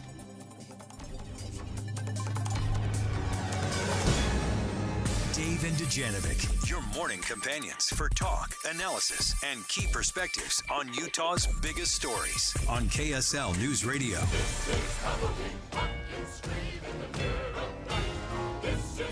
Oh, this week is Halloween, all right. And Rusty Cannon and I are going to debate it out as parents right now. How old is too old to allow your child to go trick-or-treating? And in fact, Rusty, you're going to love this as somebody who's lobbied on Capitol Hill in your career for different laws and policies, that there are actually some states that have implemented, or I should say some towns and cities that have implemented ordinances forbidding kids of a certain age to go out trick-or-treating. Hit your mic there. I do need to turn on my microphone. I'm still learning. But yes, as you know, believe it or not, in New Jersey now, this is crazy. In Upper Deerfield, a township, they've had a trick-or-treat age recommendation for over 30 years. Mm-hmm. And now this one just advises that kids over 12 shouldn't do it. In Belleville, Illinois, you can't, if you're over age 12, wear a mask. That's interesting. And in Charleston, South Carolina, they restrict trick-or-treating for teens over 16. They also aren't allowed to wear a mask in public places. So maybe a sign of the times, but I found that very interesting that there's actually cities that have gone to the lengths of saying, hey, you better not be out trick-or-treating if you're over a certain age. Here's the city that takes the cake, or I guess the Smarties. The city of Chesapeake in Virginia limits trick-or-treating to kids 14 and under. That's right, I said 14 and under. And the older trick-or-treaters can even be charged with a Class 4 misdemeanor. Like, come on, we're not going to give kids a criminal record. You want that on your record? What is this about? What did you do as a teenager? Yeah. I trick-or-treated a little too long. Virginia Beach, they say this is from Parents Magazine, by the way. They wrote this article. They dropped this article on September 7th. So give parents of this year, plenty of warning if you live in these areas. But they said other cities in Virginia have similar trick-or-treat age limit laws in place, including Virginia Beach, Portsmouth. I'm sure I said that wrong. It's probably like hurricane. I probably said that wrong. Or Tooele. I probably said that wrong. Sorry. Suffolk. Is that it? Suffolk? I think you're close. Close enough. And Norfolk. Yeah, I think you're getting better. I'm getting better at that. I do not agree with, and I who knows? I doubt that they've handed out any citation at all to a child for this, but I don't agree with illegalizing. Yeah, they've gone pretty far there. So what do you think when someone comes to your door and they ring the doorbell, and you open the door and you assume their age based on height and appearance or whatever? Is there a breaking point like for you? Stereotype where you're like, hey, what are you doing here? Yeah. There definitely, I do have that, but I also I've kind of softened up on this over the years. And look, when I lived in Compwood Heights, and lived there for a really long time, we were lucky to get a child to come to the door. Which is always a problem when you have 700 pieces of leftover candy and it's just you and a candy bowl in the house. Not a good thing. So one child would get. So if that child was 6'6", I'd be like, oh, it's a child. I don't care how old you are. What are you? You're a 23-year-old child. Here you go. Have all the candy. So I just became grateful that I would have anybody knock on the door. Well, now that I live in Daybreak, all the little kiddos come out before the sun goes down, which is awesome. So they get all the good candy. But what I do appreciate about kids coming around in groups when they're older, as long as they're behaving and not doing anything that their parents wouldn't be proud of, you know what I mean, like harassing the little kids, taking, I use the word stealing, the entire bowl of candy when somebody has to step away from the front door and they leave this sign out that says take two and they dump the whole bowl. Because that's not a 4-year-old dumping the whole bowl in there, right? Because mom and dad are right there and they're like, it says take two when it's a 4-year-old. But when they're 15 or 16 years old and they're just up to no good, then I'm like, where's the law? The part that gets me the most is, I don't know if you ever had this happen where you get the candy judge, where you then hold out the bucket and they look and go, oh. They pick. You know what I'm saying? They like you were candy offering judge. them this meager non-chocolate treats or something, or a pencil or something like that, and they judge you of, oh, that's all you have, only Hershey especially bars. when they're older. Yeah, I have zero tolerance for that. It's like, hey, you're getting something, you be happy and you take it. So my heart is softened a bit. The older I get with older kids coming to the door, so I'm like, live it up now. Like literally, you'll be working the rest of your life. And I never believed my parents when they said that either. I'm like, yeah, whatever. No, it's gone before you know it. Live it up now. I don't care if you're 6'2" and you play on the college basketball team. Just go ahead and take some of this candy and have a good night and just be kind to others. What are your thoughts on this when somebody knocks at the door and they look a little too old? Well, I think it depends on your neighborhood. I've lived in different neighborhoods, and the one we're in now, we get, I would say, a light to modest traffic pattern. I think where you live, you have heavy traffic. I'm it's hanging like on shoulder my front to shoulder. porch. Yeah, it's shoulder to shoulder. And so we're answering the door, and it's occasional and on. So I love it when people come by, and I think at this point I'd be a lot, softer on those that are older, and so my opinions change a little bit there. But when it's high traffic, and then it gets later, I mean, I'm just getting older, and so it's like, you want to go to bed by 10. I'm like, hey, come on, I want to watch lights out football or a movie or whatever's going on that night, and movie. I want to go to bed, up. but yeah, okay. Exactly.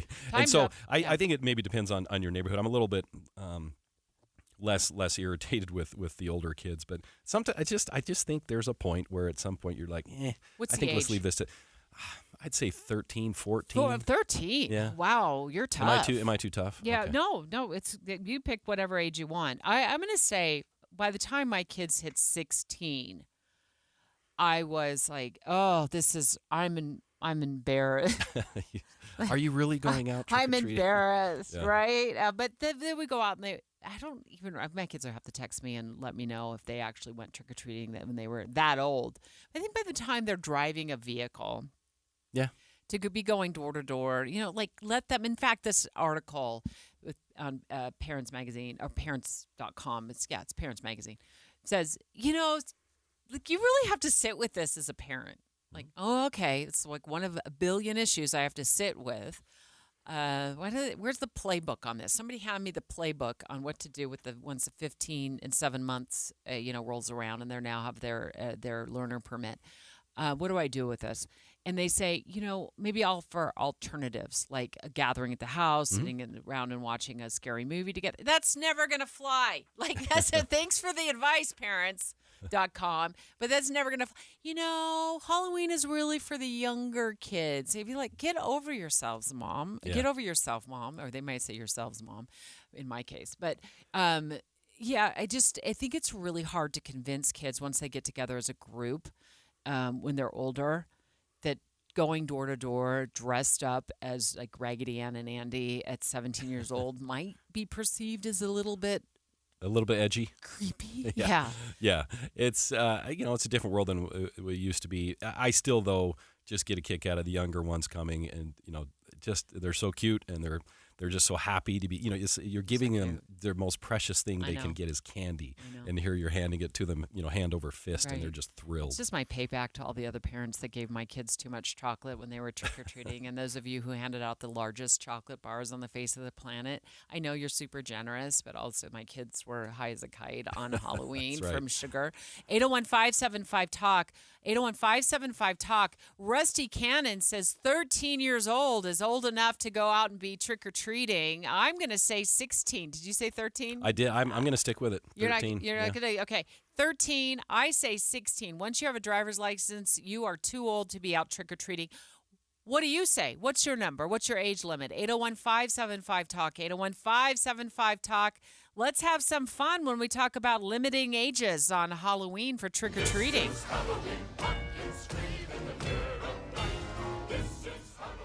Dave and Dujanovic. Current events can have a lot of moving parts. Our job is to make it easy to keep up. You're part of a bigger world, so spend 15 or 20 minutes here and be part of it. Join us weekday mornings between 5 and 9 on KSL News Radio.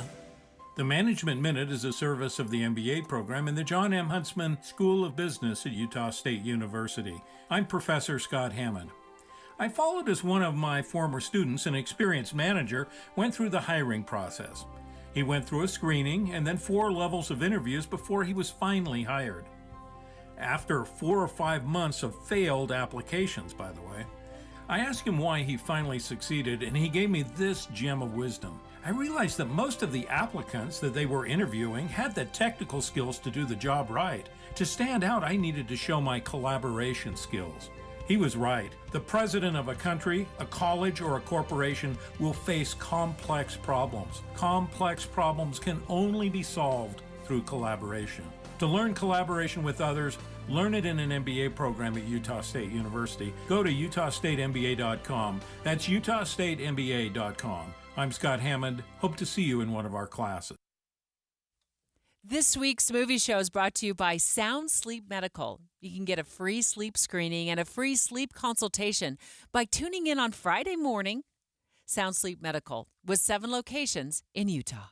Paid for by government. Now is the time to fill your vault with Morgan Silver Bars. Grab your piece of America's silver legacy with this special offer. These spectacular shining silver bars featuring a crisp image of the iconic Morgan silver dollar, a legendary coin that has captivated collectors for generations. Americans treasure owning silver bars and coins, putting them away for themselves and their loved ones. Call now to secure 1-ounce silver bars minted in 99.9% pure silver and made in the USA. You'll be glad you did. Hurry, don't miss out on this special deal. Save $10 per silver bar. The more you buy, the more you save. Limit of 25 bars per customer. Call to learn more. Plus, with qualifying orders, you'll receive a free Morgan silver dollar. That's a $59.95 value and free shipping. Call 1-800-222-3967 now to secure your 1-ounce Morgan silver dollar bars. That's 1-800-222-3967.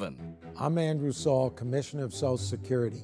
I'm here to warn you about telephone scammers pretending to be government employees. Some of these scammers may say threatening things like you will be arrested if you don't make payments or provide personal information.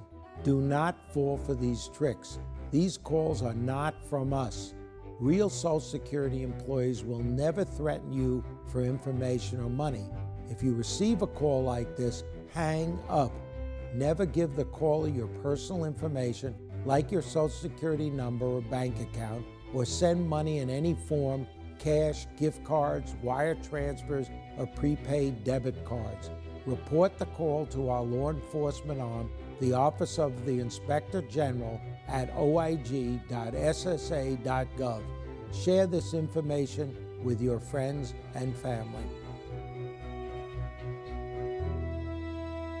Question: what will you find on all over-the-counter or OTC medicine packages to help you choose the right drug and use it safely? The answer: the drug facts label. This label lists the medicine's active ingredients and purpose, how much to take, and warnings you should know before using it. Remember, even OTC medicines you buy without a prescription can cause side effects you don't want. So follow the information listed on the drug facts label. For more information, visit fda.gov/drug facts label. A message from the U.S. Food and Drug Administration.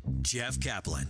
I'm energized by breaking news. First of all, because it's right now, and second of all, because in many cases the audience needs to know. There's no more important service that we can provide, and I find it critically important to get more details to the audience as quickly as possible. There's nothing more energizing than that for me. Not at all. The most important thing we do is breaking news. I am gratified that so many people listen to me every afternoon on KSL, but what they don't know is that there are so many people behind the scenes making it happen, checking on the traffic, answering the phones, making the calls, talking to the newsmakers. They're out in the street, into the field to get the raw information, and then putting it all together so that I can sit in front of a microphone and be a source of information every afternoon. But there are so many people who make it happen. That's what you don't know. Ride Home with Jeff Kaplan, weekdays 3 to 7 on KSL News Radio. With the 3 things you need to know this hour, I'm Dan Bonas. First, 3 people escaped a plane crash in southern Utah with only minor injuries. Second, talks are underway again on a potential ceasefire in Gaza. Third, we're looking for a big change in Utah's weather tomorrow. 52 degrees and sunny in Salt Lake City right now. Back to Dave and Dujanovic on KSL News Radio. Dave and Dujanovic.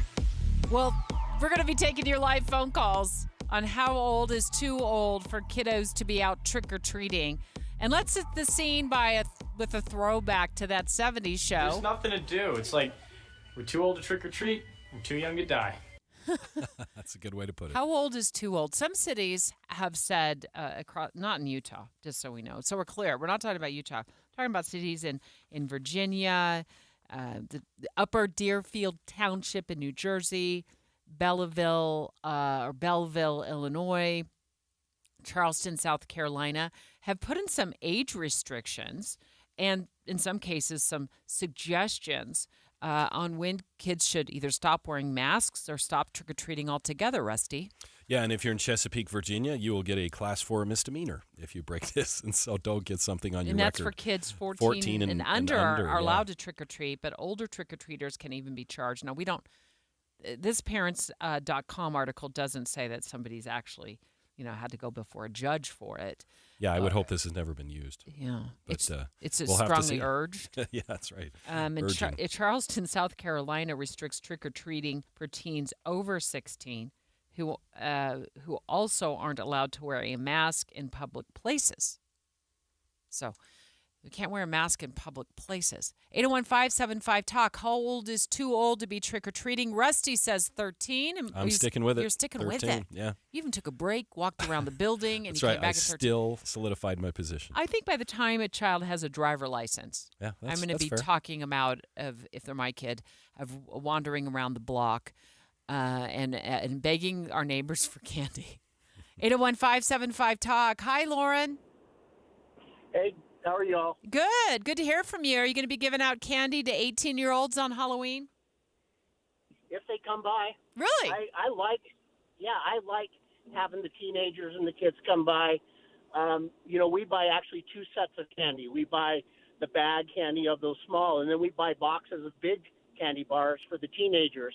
So when they come by, they get a bigger candy bar than the little kids. I guess it's my history in law enforcement and corrections that I really like seeing kids out doing the right thing. Yeah.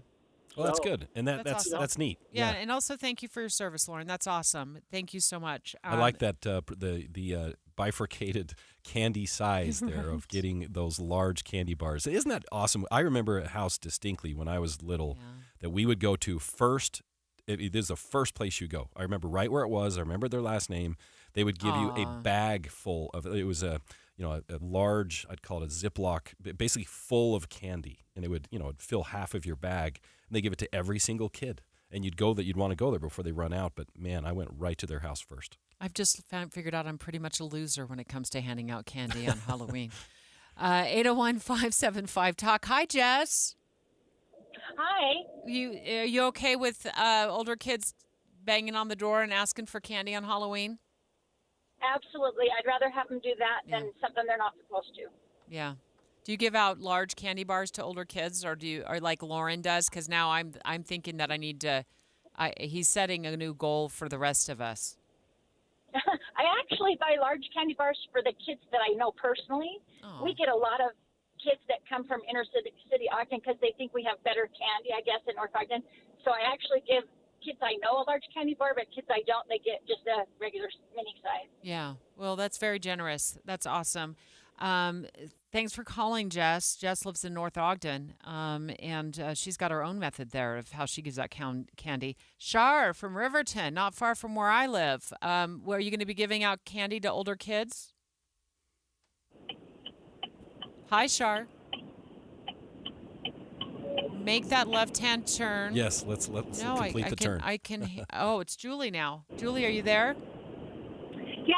Hi, Julie. Are you going to be giving out candy to older kids this Halloween? Definitely. If they come and knock on that door and they're dressed up, definitely. Especially if they come with their younger siblings. So do you give different types of candy for different folks at the door, or are you just kind of uniform across the masses? Across the door, yeah. I don't do anything different because that's a little bit more work for me, but I kind of like the idea that if you're older and you're going, you get a bigger candy size, but it doesn't matter to me. That's great. Yeah. Well, I'm starting to feel bad about my line that I drew in the sand at 13 seems a little bit young. I still want them to be out. But I think by the time they're 16 and have a driver license, that's old enough. I'd be trying to talk my kids. Of course, at that age, they wouldn't listen probably. They just be like, we're going to go trick-or-treating with our kids. Friends, Mom. So you just be okay with that. At 57500, we're also getting a lot of text messages. And I think this is what I want to get your reaction to this text. They say, it's fine as long as the older kids are wearing a costume. Yes, the worst, and I have had that happen where they show up and you literally look at them and say, you're not dressed trick or treat. They want something. Of course, you give in. But yeah, that is the one. Yeah, that's not okay. They got to be wearing a costume. Like, make an effort. Yeah, at least try. Yeah, make an effort. Put a hat on or something. Parents Magazine dropped an article on their website at parents.com. It talks about different cities, not in Utah, but different cities in the United States. There's a handful of them which have strongly urged kids over a certain age not to be out trick-or-treating. It seems like the line in the sand is right around 14 years old. And in some cases, there's even a misdemeanor on the books for kids that are in Chesapeake, Virginia, for kids who are 14 and under. They can go trick-or-treating, but if you're older, they say don't do it, and they could face a misdemeanor, but we have no proof right now that they've gone out and actually issued misdemeanors. Yeah, the other interesting thing is that they talk about masks in some of these ordinances, where that's the issue, right? And I can understand that, as far as a safety issue or maybe, just like that if a mask is not okay. Yeah, but that was all we bought with those plastic masks. I don't even know how we breathed through those things in the 70s. Those plastic masks used to buy. And then the rubber band behind it, and it would last snap 7 seconds. Then if you didn't snap and break, then your sibling came up and snapped it. That's right. Hans from Southern Idaho. Oh, thanks for listening, Hans. Do you let older kids, you give away candy to older kids? What's your age cutoff? Do you have one? Oh, there is no age cutoff because we live in a rural community. So every community is a little different. If you go to a big city, people will attack one part of the city and they'll have 1,000 kids come. They can't afford it, so that's different. But another viewpoint is, you could do something in a big city where you say, all the little kids get to go to a certain time. If there's candy left over at 9 o'clock, then the older ones come. Oh, yeah, like time restricted. That's not a bad idea. I hadn't heard that one. Time restricted, so the younger kids have a chance to get out. And then they're not competing with the older kids. Hi, Carl. Hi. What do you think? I think that Well, I just turned 80 last month, so I think it's 81, but I might change my mind love next it. year. I love it. No, I like that previous caller. Show your driver's license, and I'll tell you which candy bowl to pick from. That's a good idea. Carl, I love it. Thanks so much. Let's get Roxy from Lehigh on the line. Last caller. We've been lighting up the phone lines today. Is there any age restriction on your doorstep there, Roxy, for kids who trick-or-treat? No, and it's funny because my kids like to help set up. So my oldest is 17, my youngest is 10, and I am grateful for them to be going out and having a fun night. Their lives are stressful at school and things, and they need to have a fun night with friends. But my daughter, I made a sign because we lived in Iowa a while ago, and there was something going around about the whole age thing too. And I made a sign that trick-or-treaters of all ages are welcome. Oh, good idea. If parents are dressed up with their kids, they're getting candy too. Nice. So I am handing it out to anybody that comes to my door. That's great. All right, Debbie, I feel really bad now about my age restriction it? thoughts. I'm starting to rethink it. I'm the old curmudgeon-y old person that I will give candy to anybody that comes to my door. I promise, regardless of age. I feel bad. So everyone has great ideas, and I need to go along. So. Yeah, but I will say it's the little kids that just look so cute. Oh, they're amazing. Yeah. I love it when they come. Yeah, especially the ones they're just barely reaching up high enough to get into your bucket, and you got to put it down real low. I love it. Absolutely love it. They follow the rules to a T. Like their mom says they don't take two. Oh, okay, you know. And then I usually give them third or fourth. Hey, 1 week to go until Election Day Eve. Oh, thank goodness. Up next, we're going to check in with Boyd Matheson on what each candidate for president is focused on in the home stretch. KSL FM Midvale. KSL Salt Lake City. From the KSL Common Spirit Health Studios, this is KSL News Radio. Utah's news, traffic, and weather station. It's 11 o'clock at KSL News Radio. I'm Dan Bomas. KSL's top story this hour. Some residents of Clinton pushing back against developers trying to build more housing in their town. KSL News Radio's Michael Commit reports. Developers want to build more than 300 new units near Clinton's border with West Point, and that city also plans to build there. Locals tell KSL.com it's just too many townhomes in just one location, but supporters say the development wouldn't hinder traffic and there's still enough water and school space to expand. Locals have passed around a petition that could nullify a zoning change that's crucial to that development. Mid-Valley Elementary School has gone to remote learning for the day after somebody vandalized and damaged an electrical box on campus. The school says the repairs are extensive, heat and power aren't working. No word on whether they'll hold school tomorrow. Our top story this hour from ABC News. Jennifer Lopez and Bad Bunny are standing up for Puerto Rico after a comedian at a Donald Trump rally took some shots at the island. Tony Hinchcliffe called Puerto Rico a floating island of garbage and made an off-color joke about how Latinos loved making babies. Vice President Kamala Harris says she's glad to have support from J-Lo and Bad Bunny. The Trump campaign has been distancing itself from Hinchcliffe's remarks. Your money at this moment, the Dow Jones average up on the day now, 274 points. The NASDAQ is up by 85. And at KSL weather, look at the sunshine and say goodbye. It's gone tomorrow. That's next. KSL News Time, 11:01. News doesn't just mean information or dates. It's the story of our local history being told in real time. Be a part of the story. This is Tim Hughes and Amanda Dixon. We hope to be a part of your story.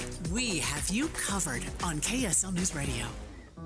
An airliner takes off from the Pacific Northwest, carrying 101 passengers and crew. Most aboard Flight 293 are active-duty military and their families, headed to Cold War assignments in Alaska. Surveillance of the Soviet military buildup. But somewhere over the ocean, with no distress call, the airliner plunges into the icy water below. Even if all four engines quit, that aircraft would fly. There were no survivors and no bodies were ever recovered. For decades, loved ones were left to wonder what happened to Flight 293 and why hasn't there been any follow-up. The government turned its back. Passengers and crew of Flight 293 were forgotten by everyone, except their families. Unless we pursue it, we will never be issued a true explanation. Unsolved Histories: What Happened to Flight 293 is available now. Follow us at unsolvedhistoriespod.com or wherever you get your podcasts. Victor deployed for the first time to Afghanistan in 2003. At 4 in the morning, my phone rang. They said, "I regret to inform you that your husband was wounded in action." Victor sustained a moderate traumatic brain injury. I was doing school full-time, and I was also then caring for Victor. One of the most important elements of caregiving is taking care of yourself. I just didn't want to forget that I also had goals and that I also had a life. What I did is I challenged Victor to meet me halfway. There are almost 6 million military and veteran caregivers across the nation. We have our own journey, and we can fulfill that journey at the same time that we are helping our loved one. Visit aarp.org/caregiving for a free military veterans guide to navigate your caregiving journey and better care for your loved one and yourself. Brought to you by AARP and the Ad Council. Mom and Dad used to argue about everything, especially about Dad's drinking. My family went from totally crazy to quiet, calm, and even peaceful when Mom started going to Al-Anon family groups. I wanted a better relationship with Dad, so I asked Mom if she would take me to her Al-Anon meetings or to Alateen. I'm sure glad I did. Is someone's drinking troubling you? You might be surprised at what you can learn in an Al-Anon or Alateen family group from people just like you. Call 1-888-4-ALANON or go to alanon.org. Traffic and weather together, brought to you by Sinclair's DinoPay app. Save up to 20 cents per gallon. Here's Heather Kelly. Looks like we're accident-free all across the Wasatch Front. No accidents reported on city streets or major freeways. And the few cars that are out right now this time of the day are at freeway speeds on I-15, the east and west side belt routes, and I-80 through the canyon. The UACPA supports certified public accountants in Utah through ongoing professional education and leadership development. Find a CPA that works for you. UACPA.org. Heather Kelly in the KSL Traffic Center. Breezy and 63 for a high today with a chance of rain or snow tomorrow with a high of only 48. And right now we're at 55 degrees with sunny skies. I'm Dan Bomas from the KSL Common Spirit Health Studios. Listen online at kslnewsradio.com. We're Utah's news, traffic, and weather station. Dave and Dujanovic, your morning companions for talk, analysis, and key perspectives on Utah's biggest stories. On KSL News Radio, Dave and Dujanovic have inside sources.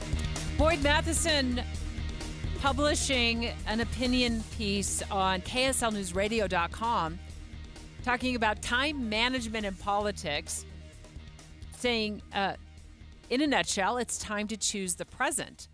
And speaking of the present, we are just days away, thank goodness, Boyd, from Election Day. Rusty Cannon in today for Dave Noriega. Rusty, take it away. Yeah, I was so looking forward to this segment. I always love talking to Boyd. And you wrote a very fascinating opinion piece this weekend, right? Yes. On KSL, talking about choosing the present and time and how time relates to politics.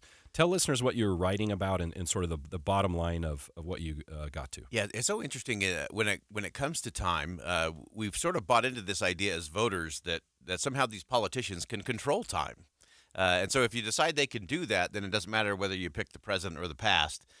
You just kind of turn it over to them. And so we have a really unique campaign going on this year in that you have one playing into the past and one playing into the future. So the Donald Trump campaign is clearly about going back in time, make America great again. Yeah. We're going back to what it was like before.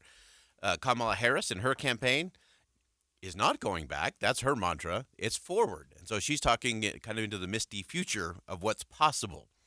Neither of those are really reality. And it's so easy to promise, hey, we're going to bring back the good old days, or hey, we're going to create this whole new amazing thing, because you don't have to keep either of those promises. Leadership can only happen in the present. It's called governing.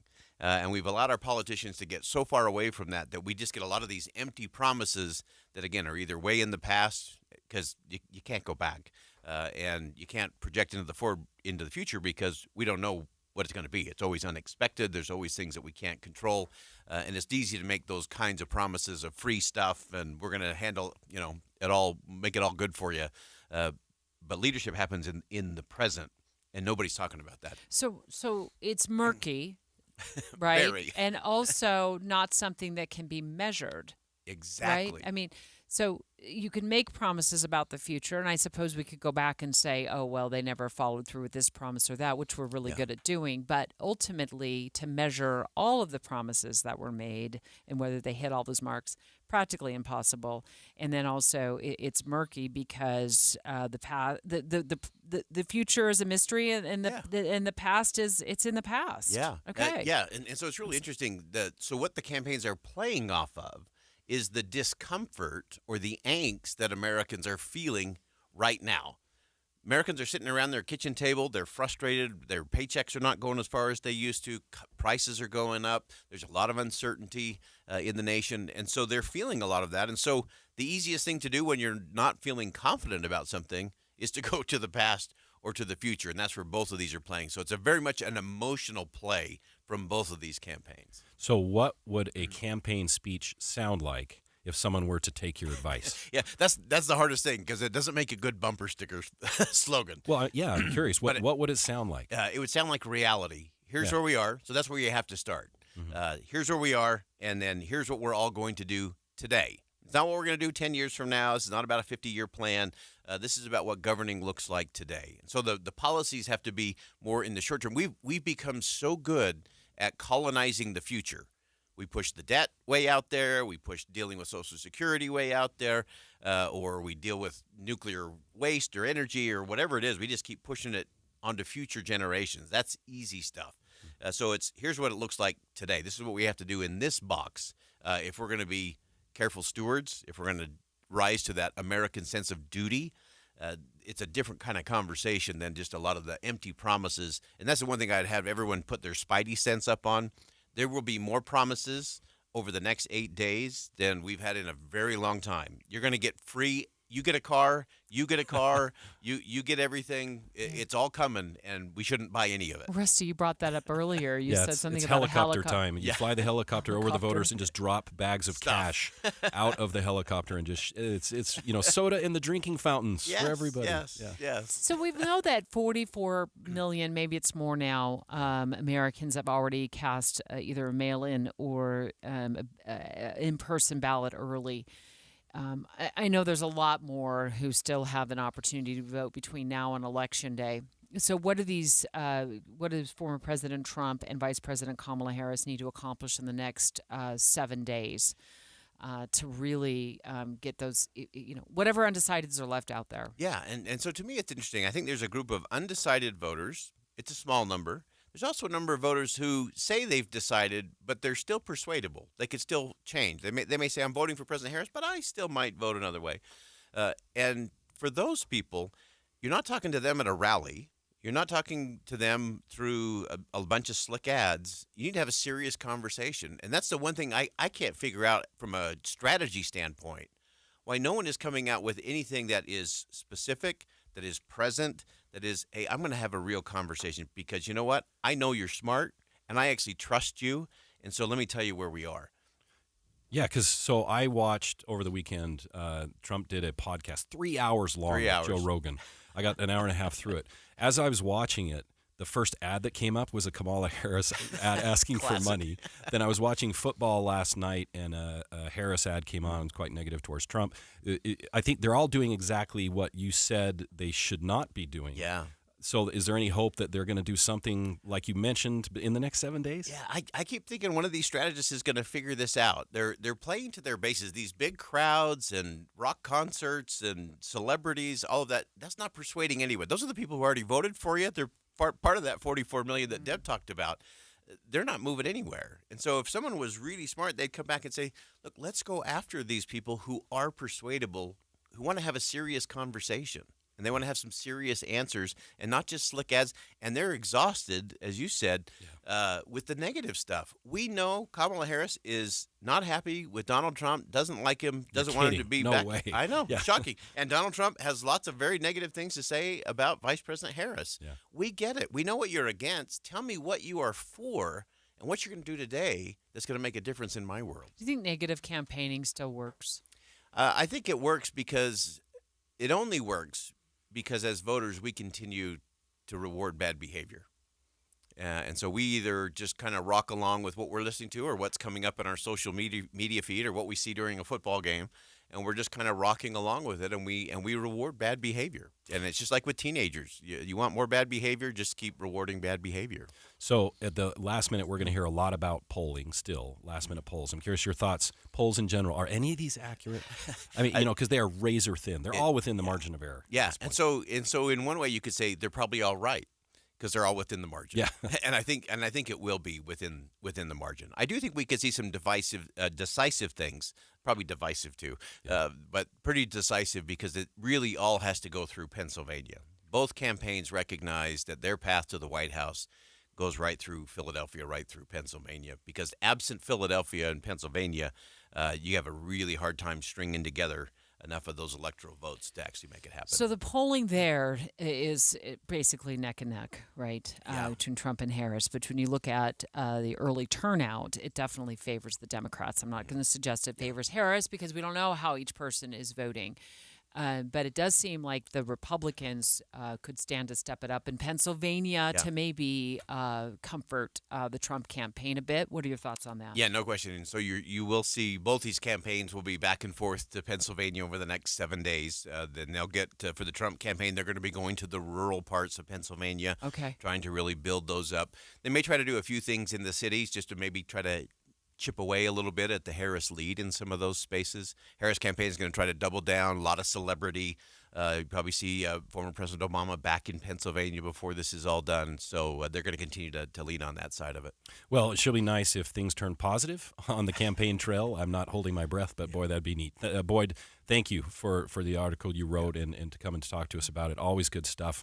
I can't believe it's only 7 days away. Yeah. So you can check out Boyd's full opinion piece at kslnewsradio.com. And, of course, you can always listen to him right here at KSL News Radio from 1 to 3 every single weekday.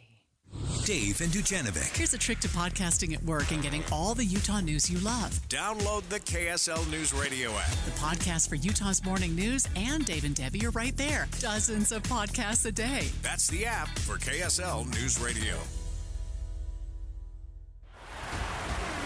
Jazz games at Delta Center are unforgettable. From the atmosphere, the crowd noise, and of course, the electrifying on-court action. With ticket plans, you can go to as many as 11 games this season. Choose from packages like the All-Star Plan, Weekend Plan, or the Western Rivals Plan, and get what works for you. Come cheer on the Jazz and get your ticket package at utahjazz.com.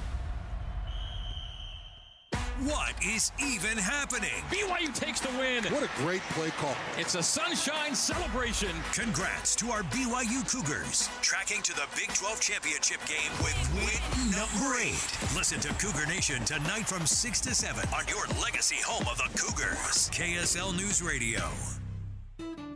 Don't you deserve health care you can count on? Well, you can count on United Healthcare with Medicare plans that fit your life today and as your needs change tomorrow. You can enjoy reliable coverage and low out-of-pocket costs with a Medicare Advantage plan from United Healthcare. United Healthcare Medicare Advantage plans.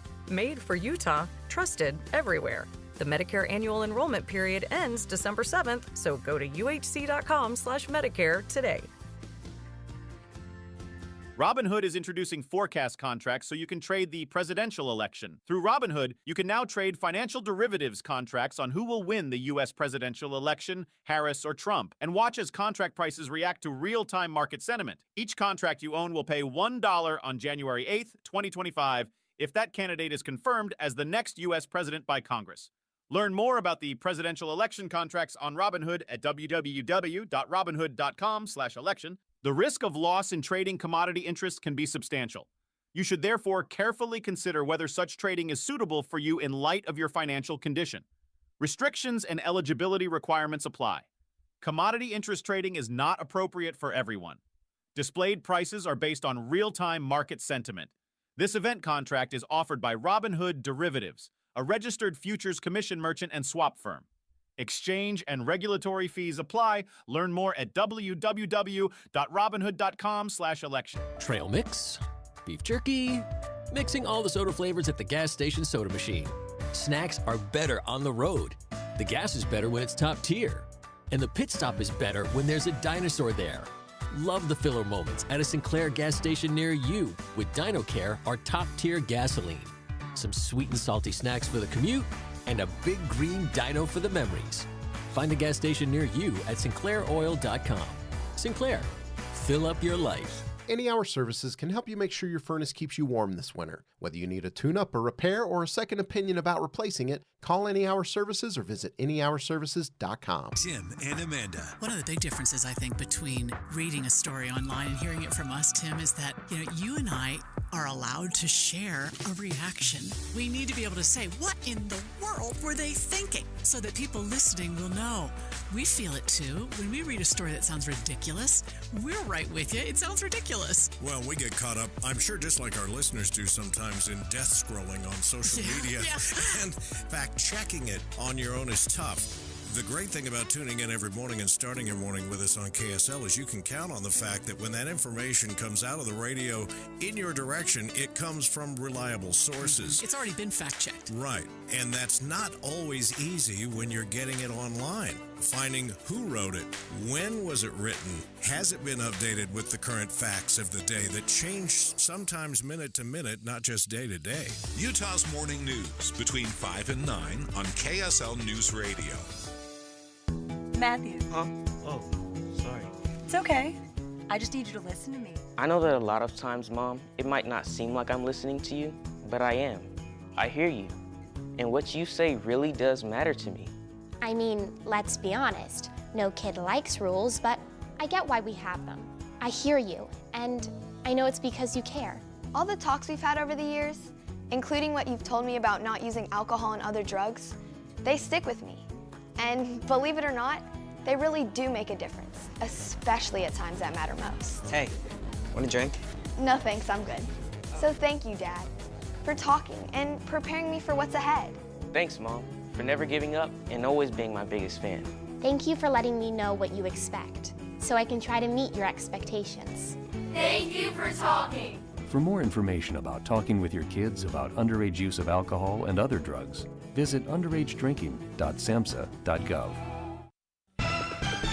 With the three things you need to know this hour, I'm Dan Bonas. First, a group of residents in Clinton are circulating petitions hoping to stop a big new housing development. Second, some famous entertainers from Puerto Rico standing up for the island after a comedian at a Trump rally made some off-color remarks. And third, vandalism led to school being canceled at Mid-Valley Elementary School. 55 degrees and sunny in Salt Lake City. And back to Dave and Dujanovic on KSL News Radio. Dave and Dujanovic. Dave and Dujanovic. Special coverage of the top national story. We're going to talk about a new study that just came out about childcare. Rusty Cannon in today for Dave Noriega. Rusty, usually KSL at night host, got up early. Typically, yes. Yeah. Typically, I did rise on time today. Yeah, we're so glad to have you in today. And this is a great topic to talk about because I think it's so relatable for so many Utah families. The cost of childcare. It has certainly been outpacing the rise in inflation that we have felt over the last several years. And now this new survey, new study by Bankrate, talks about that for an infant, of course, cost of childcare for an infant is more than older kids. $14,000. Yeah, a lot of money. A lot of money. In fact, it mentions that in Utah, in particular, it's about 10% of a typical family's yearly income spent on this. In the states that are worse, that being New Mexico, Hawaii, and New York, it's actually up around 20%, so double the cost. Although that doesn't give us any comfort here. Yeah. You pointed out that we still face the problem Sorry here. to be a Debbie Downer on it's that. Understood, but it's very, very expensive, and it begs the question, well, a few questions. Number one, why? And then second question, what can we do about it? It's a complicated problem. The rising costs of childcare has definitely been plaguing a lot of Utah families. Part of the reason why is they rolled back COVID era. I mean, it's not like we've been that far removed from COVID era, but there were some federal subsidies that were going to childcare centers. Yes, that have been rolled back. Part of it is just the cost of hiring.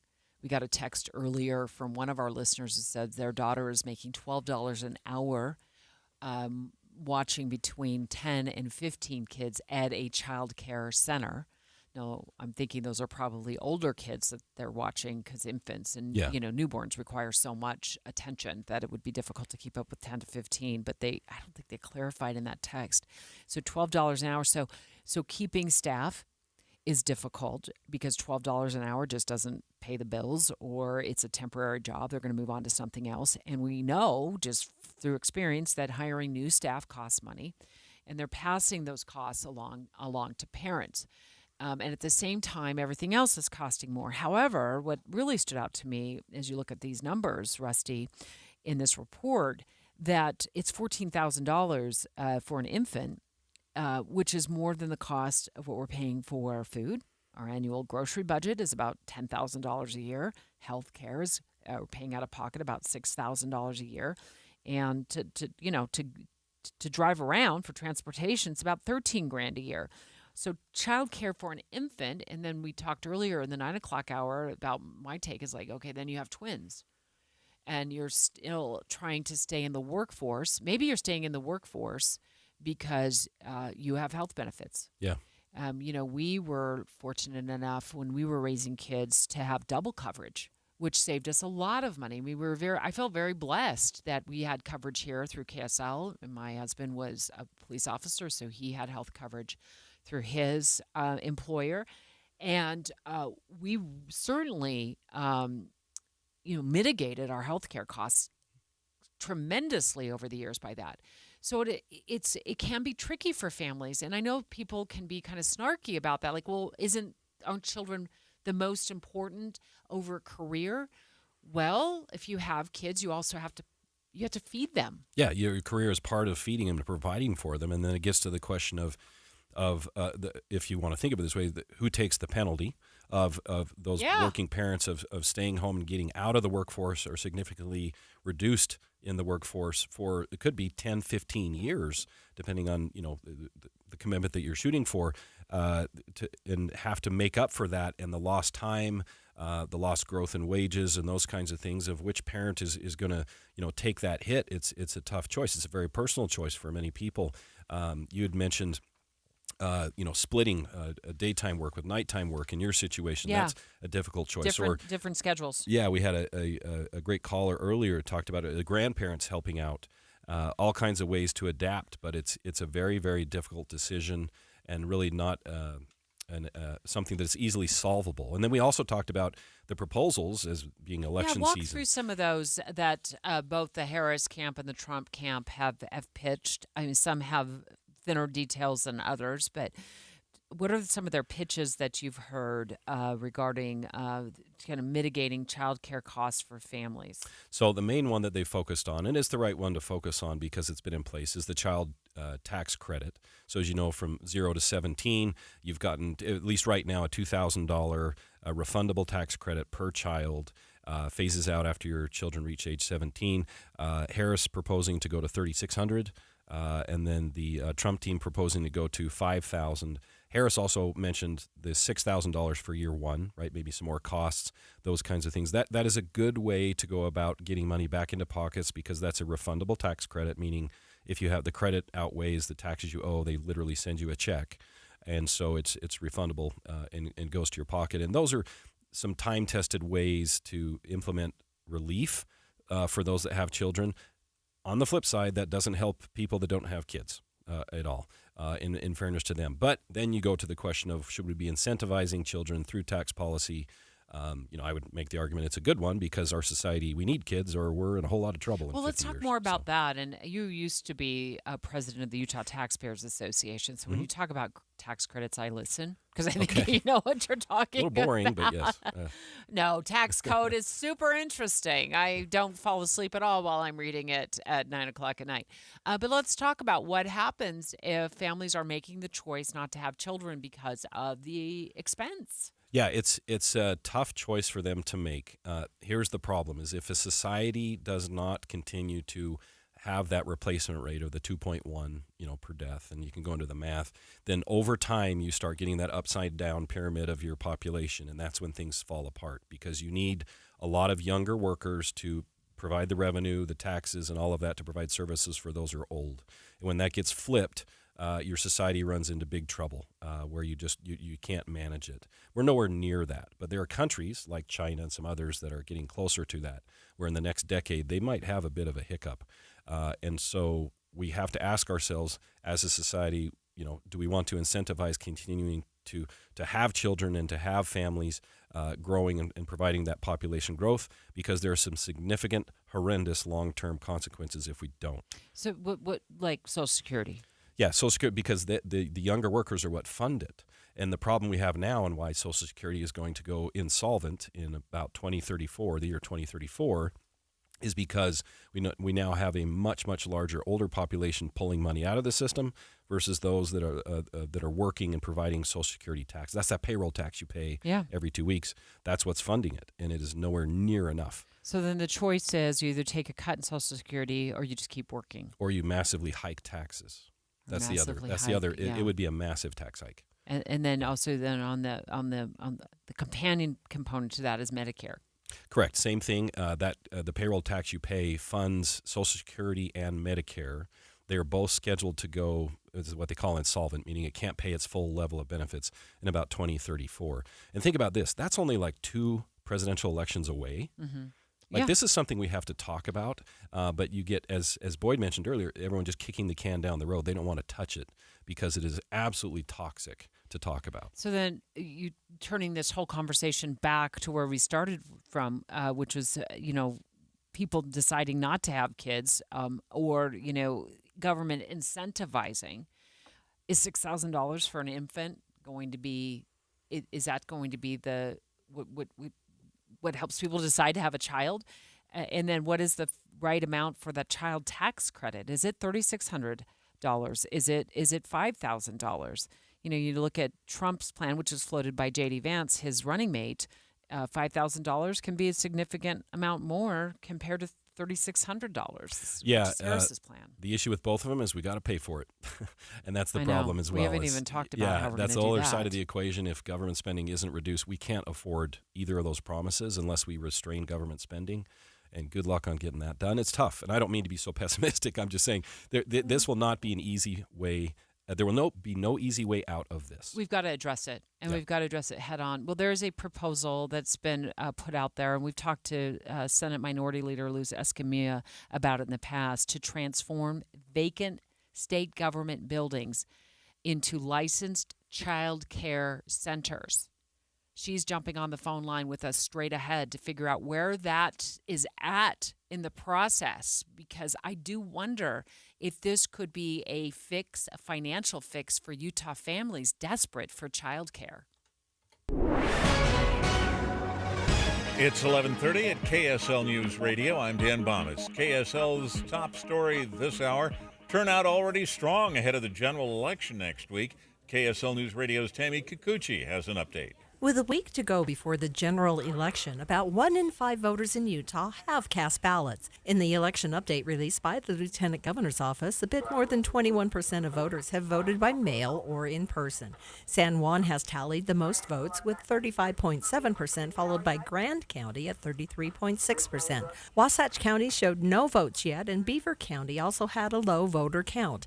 But checking with those offices found it was a matter of proper certification for the count and ballot collections. And more information available at vote.utah.gov. 5 workers were hurt in an electrical explosion in West Valley City on Saturday, including one man who's in the hospital this morning. They can't explain it. They say they'd cut off power to the building before they started working. Our top national story this hour from ABC News. McDonald's is putting the Quarter Pounder back on the menu. It stopped buying onions from the company believed to be responsible for E. coli contamination that made dozens of people sick. One person died. The burger chain says it's ruled out contaminated beef as the source of the bacteria. Your money at this moment: the Dow Jones average up now 315 points on the day. The NASDAQ is up 102. And our KSL weather. We've got a storm moving in tonight. That's next. KSL News Time, 11:30. You know what's great great about KSL's traffic coverage? Trained traffic reporters and real listeners. Trading information and making the commute safer and faster for everyone. Every 10 minutes on the nines, we have you covered on KSL News Radio. I'm Brian Tedesco, CEO of Blaupunkt Americas, the pioneers of the car stereo. Today, we're not just about sound systems. We are revolutionizing the e-bike scene with Blue Dot Bike. Thanks to AmericanEagle.com, our online presence now features a dynamic e-commerce website that showcases the quality and affordability of our foldable e-bikes. And our collegiate e-bikes, just perfect for the college fanatic. These e-bikes offer a new way to experience freedom on two wheels, no matter your age. When we needed a top-notch website to match our cutting-edge e-bikes, we turned to AmericanEagle.com. They made the impossible seem easy, tackling digital challenges like pros. Check out the Blue Dot Bike website to see AmericanEagle.com's amazing work in action. Need the best in website and digital marketing solutions? AmericanEagle.com is your go-to. They've been a game changer for us, and they can be for you too.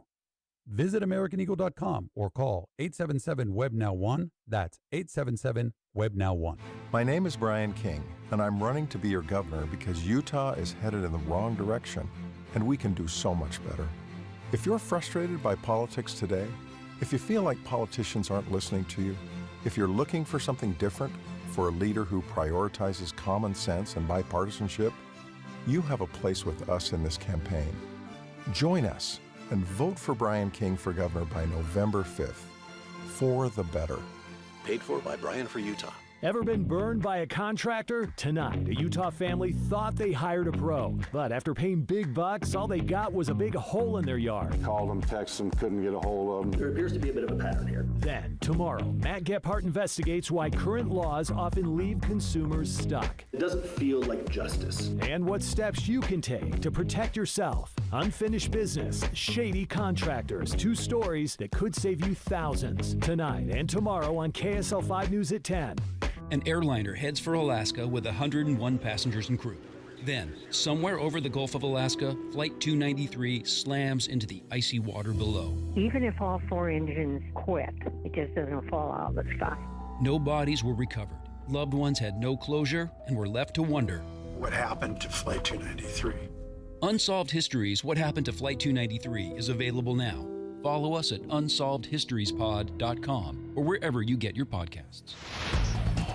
Traffic and weather together, brought to you by Sinclair's DinoPay app. Save up to 20 cents per gallon. And here's Ricky Meese. We have a good-looking drive on all your Valley freeways and main secondaries, and a little bit of good news for drivers or anyone going from I-80 in Utah to Wyoming. I-80, the earlier closure that was in place between Rollins and Laramie is now open in both directions. Ricky Meese in the KSL Traffic Center. Breezy and 63 for a high today with a chance of rain or snow tomorrow with a high of only 48. 57 degrees and sunny right now. I'm Dan Bomas from the KSL Common Spirit Health Studios. Listen online at kslnewsradio.com. We're Utah's news, traffic, and weather station.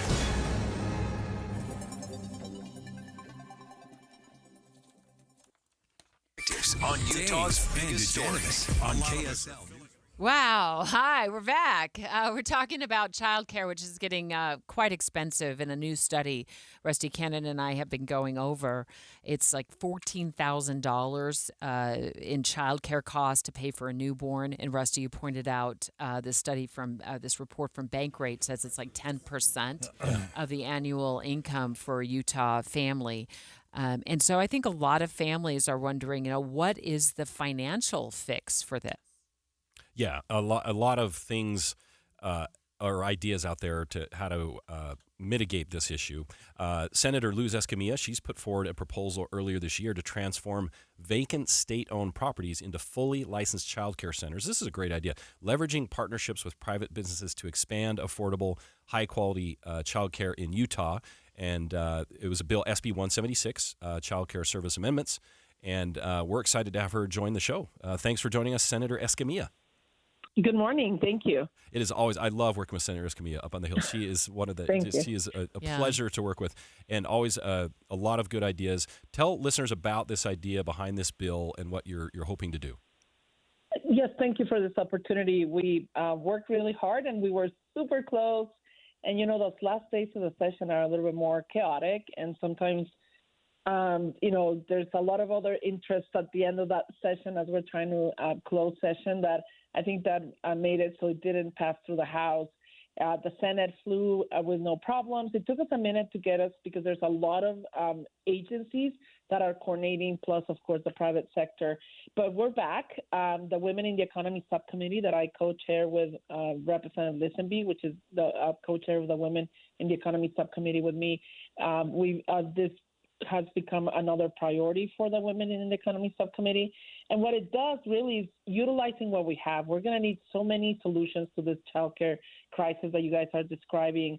And this one is basically saying, look, we have facilities that we own as a state, and they're not being utilized currently, but we still keep maintenance of them. It's still a property of the state. What if we don't use them to reduce the cost of childcare? Partner with the private sector, whether it's small businesses coming together as co-ops or larger businesses, and they bring the childcare services. They subcontract with high-quality childcare, a service provider, and then we split those seats available, and we allow 40% to come for community low-income working families or our own state employees that are in need of childcare, and the rest, the 60% for the business to utilize, because we will be subsidizing the high-quality location, meaning they will not pay for a lease. It will be the state carrying. That will be the portion of our investment into this project. So this is a testing the waters with our bill had 6 facilities as a priority, and we will bring it back on the next session, hoping to get this year's pass this bill in the next session. Well, Senator, I want to talk more about what you see in terms of a vision for the cost of child care in just a second. But I do know, or just in visiting some of our state buildings, that they do seem like there are some that are empty. Because of the pandemic, a lot of state workers went home. I'm not sure if all of them have come back full time to at least in-person work. And this does seem like, since taxpayers are funding those buildings anyway, why not use them for something to help alleviate the financial stress that so many Utah families are feeling to put out $1,000 or $2,000 or $3,000 a month in childcare? Absolutely. Let's be very clear. This is a number one priority issue for many, many families in our state. This is a family issue.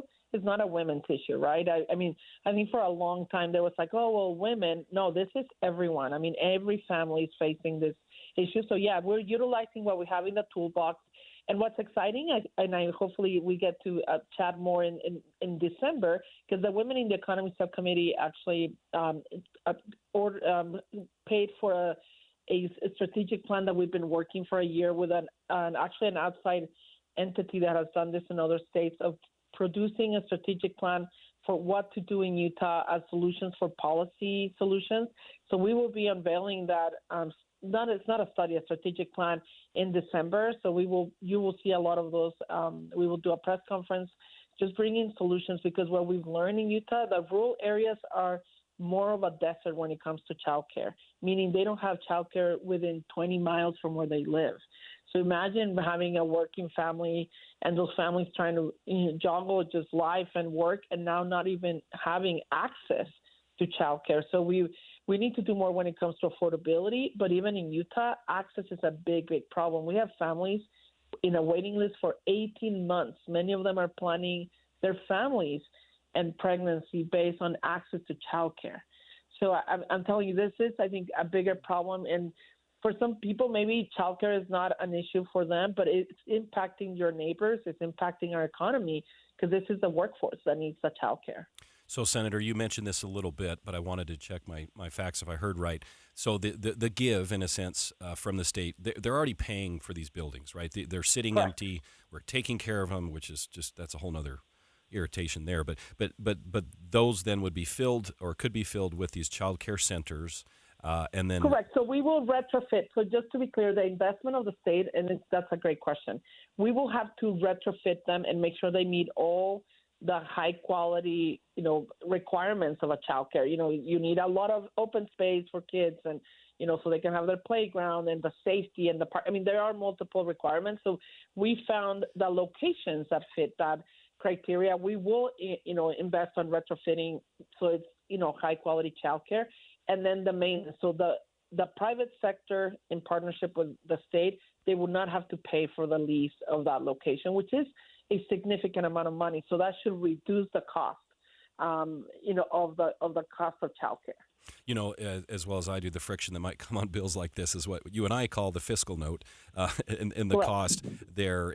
Was that an issue on this bill, or is it not? Not not really. An issue? Yeah. I think there were other pieces, and you've been there. You both have covered, Avi, and you've been there. At the end, it was just some tension between Senate and House. This was a Senate bill, and as we were trying to negotiate the final days of budget, I don't think it was necessarily a cost issue. I think there was a lot of people were also, it was a new concept, right? And I recognize this as thinking outside the box, but I'm hoping those issues have been now cleared and people are ready to move forward with a solution in the toolbox, because we need more than one. But this one, I think, could at least help us mitigate for, close to, hundreds of families could be, benefiting by just having this opportunity in place. Senator, in the 30 seconds we have left, how would this save money how much money do you foresee this saving a Utah family of, let's say, a newborn child on child care costs? So, we were estimating, savings between 30% to, in some instances, 40%, pending where maybe the business may want to subsidize completely. So it all is going to depend on how the business will subsidize for their own employees, but at least the cost will be reduced between 20 to 30%. Well, that's a significant help to families in Utah, and it's neat to hear you say, we're going to bring this back again. That's what you do. Try it again, get it passed, and I think we'll have a good result. So thank you for joining us today, Senator Escamilla. Yeah, thanks so much. A lot of Utah families facing this very tricky financial situation where child care is just going up and up and up. And they're just getting priced out of being able to afford putting their child in daycare. And we'll continue to follow that, because that is a huge potential windfall for Utah families if they're able to figure this out up on the Hill. Dave and Dujanovic. A lot of us are filling our workdays with podcasts. When you're working, go to KSLNewsRadio.com. Click on Dave and Debbie's podcast and pick a topic and story length. Podcast with Dave and Debbie. Then get to work with KSL News Radio. Shane Company knows fine jewelry. That means a lot when you're looking for a dream engagement ring, a beautiful keepsake, or the perfect gift. Come see us in store and compare our wide selection of diamonds, rubies, and a rainbow of sapphires in different shapes and sizes. Create your dream engagement ring and browse our selection of fine jewelry gifts. From diamond studs, tennis bracelets, birthstone necklaces, and more. With our everyday competitive prices and unmatched free lifetime warranty, Shane Company knows how to work with your budget, not against it. Shane Company, your friend and jeweler. If you ordered a steak sandwich and they served you bologna, you'd be ticked off. B-O-L-O-G-N-A or B-A-L-O-N-E-Y. It doesn't matter how you spell it. It's still bologna. Hi, this is Jason. And Kathy of Window World. We could go on and on about Window World, but folks, it's all about you. Your home and what you need. Window World is America's #1 window replacement company. Call Window World at 801-281-8111. Or check windowworldutah.com. And as Doug always said, that's no baloney. Do you know how many devices the average home has connected to their Wi-Fi network? It's way more than I thought. I actually went home and counted how many connected devices I own. More than a dozen, all to keep me connected to the good stuff. My streaming, my gaming, all my interneting, you name it. Xfinity knows the number of devices we have connected to the internet is growing by the year. That's why they engineered their gateways to handle hundreds of connected devices. Hundreds! For real. Now through December 31st, get Xfinity Gig Internet for $25 a month for 12 months with Peacock Premium, a $7.99 monthly value included at no extra cost when you add unlimited mobile, or lock in your internet price for 2 years for just $5 more a month with a 1-year contract. Early termination fee applies. Make sure your home Wi-Fi can handle everything you throw at it and then some. Call, click, or visit a store today. Xfinity. Bring on the good stuff. Restrictions apply. Requires paperless billing and auto pay with stored bank account, taxes, and fees extra. Gig Wi-Fi requires Xfinity Gateway. Xfinity Mobile requires Xfinity Internet. After promo, regular internet rates apply. Currently $96 a month. Actual speeds vary. Paid for by government. Now is the time to fill your vault with Morgan silver bars. Grab your piece of America's silver legacy with this special offer. These spectacular shining silver bars featuring a crisp image of the iconic Morgan silver dollar, a legendary coin that has captivated collectors for generations. Americans treasure owning silver bars and coins, putting them away for themselves and their loved ones. Call now to secure 1-ounce silver bars minted in 99.9% pure silver and made in the USA. You'll be glad you did. Hurry, don't miss out on this special deal. Save $10 per silver bar. The more you buy, the more you save. Limit of 25 bars per customer. Call to learn more. Plus, with qualifying orders, you'll receive a free Morgan silver dollar. That's a $59.95 value and free shipping. Call 1-800-222-3967 now to secure your 1-ounce Morgan silver dollar bars. That's 1-800-222-3967. Any Hour Services free furnace sale is going on right now. If you haven't scheduled your free estimate yet, what are you waiting for? Call Any Hour Services today or schedule online at anyhourservices.com. This is Derek Miller speaking on business. For almost 7 years, Expedition HR has offered human resources consulting solutions to Utah businesses that either do not have an in-house HR team or have a team that lacks experience. Here with more is CEO and lead consultant Jill Schroyer. At Expedition HR, our goal is simple: to help you master what you don't know about human resources while giving you peace of mind and more time to focus on growing your business. We specialize in helping businesses without dedicated HR teams build a strong HR foundation and navigate tough workplace conversations with confidence. We do this through our HR subscription, which is like having a director of HR on call, our HR Jumpstart program, an 8-week HR generalist training, and our signature leadership training, Navigating Tough Conversations, which empowers business leaders and employees to tackle difficult discussions head-on without feeling like a jerk.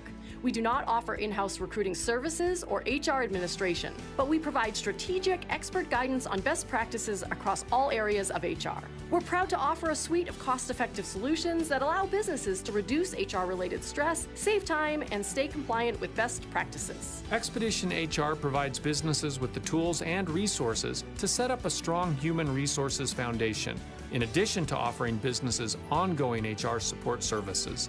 Find out what Expedition HR can do for you by visiting their website.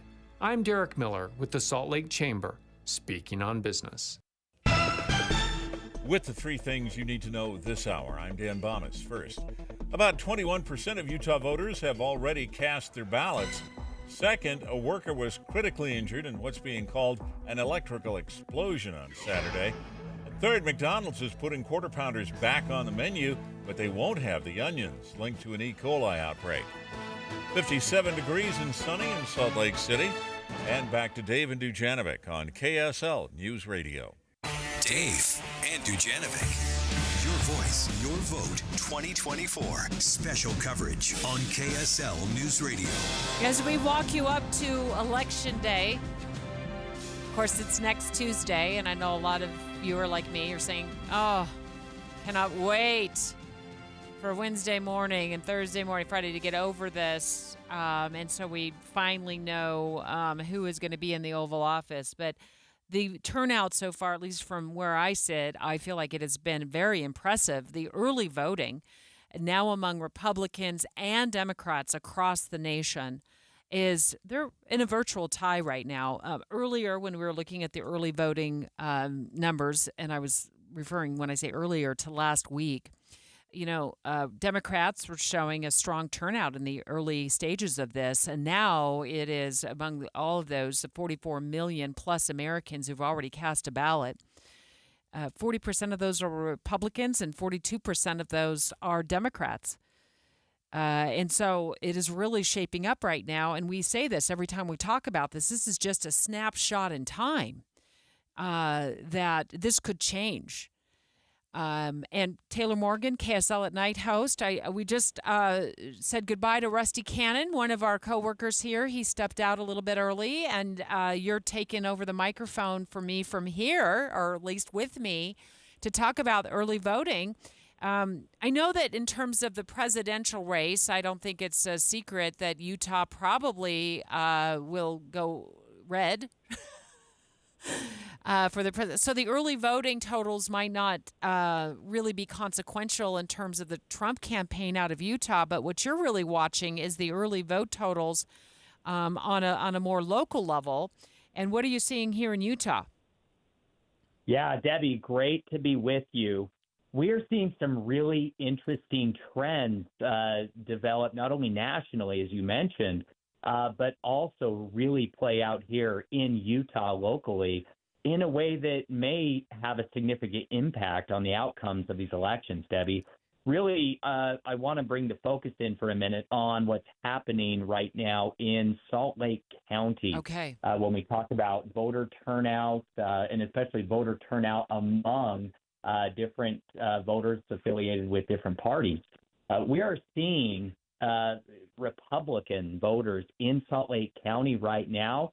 Republicans in the county make up about 47% of all of the ballots cast so far in Salt Lake County. By contrast, only about 27% of the vote share belongs to Democrats in Salt Lake County. Let me just stop you right there real quick. Why did you flag that this morning when you sent me that text message? Why did that jump out at you, Tay? Yeah, it jumped out at me, Debbie, because traditionally and historically in Salt Lake County, the early votes and the by-mail votes that are submitted by this point in the election, typically those numbers are dominated by Democrats and unaffiliated voters in Salt Lake County. Historically, Republican voters have been far more likely to wait until later in the cycle to submit their ballot, or they have been far more likely to wait and drop off their ballot either at a ballot drop box or to actually wait and vote in person at a vote center or the county clerk's office closer to or on election day. So the fact that the Republican turnout is outpacing the unaffiliated and the Democratic turnout at this point in the election, I think is significant. Debbie, the unaffiliated turnout numbers, it's way, way down. Right now, only 22% of the votes cast so far in the election are by unaffiliated voters, and 30% of all the registered voters in Salt Lake County are unaffiliated. So I think what we're seeing here is this trend continue that we have seen in some swing states and in other states nationally. Republicans this year are not afraid to vote by mail. They're not afraid to vote early. We know that in 2020, specifically the Trump campaign discouraged participation by those methods. They have changed their tune this year, and it does appear to be having an impact.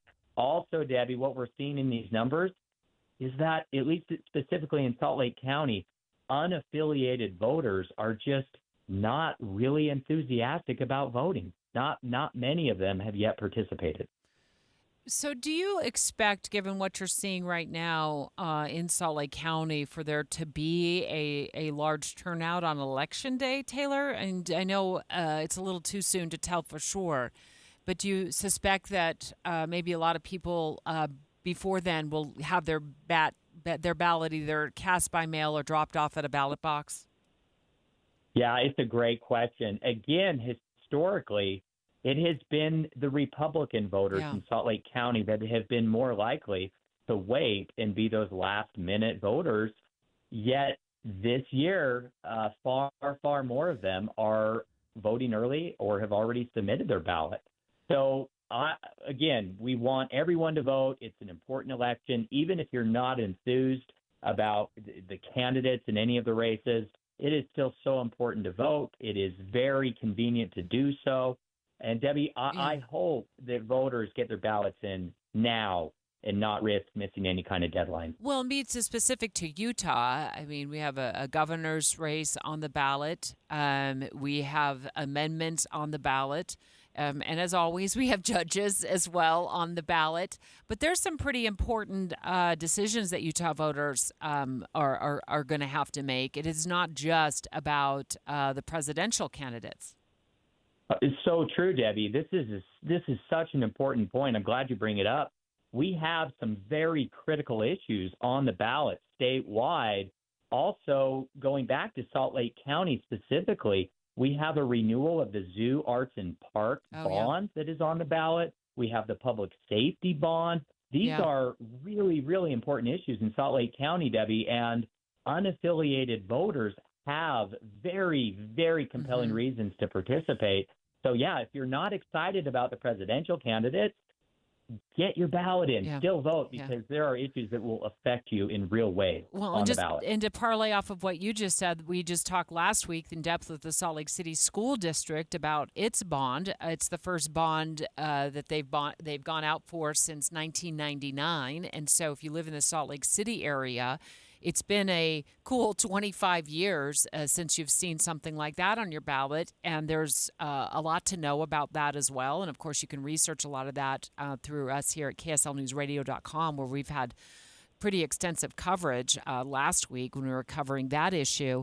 So you're right, absolutely. It is not just about the presidential candidates. And this has really been in the last minute or so, Taylor, and you know I'm not afraid to cut you off the minute that we run out of time here, but in the last minute or so, this is really a pivot for Republicans in a lot of ways. And it's not only happening in Utah, I'm seeing it across the country on the data that's rolling in as well, that Republicans are getting out the vote and getting it out earlier. What is the benefit to that? Well, it obviously is a benefit to any and all Republican candidates and conservative issues. Look, back in 2020, I think the Trump campaign and Republicans nationally learned a really, really hard lesson. That lesson is it's never a good idea to discourage your supporters from voting. And this year, Debbie, they have changed their tune, and we are seeing that it's having a clear impact. Yeah.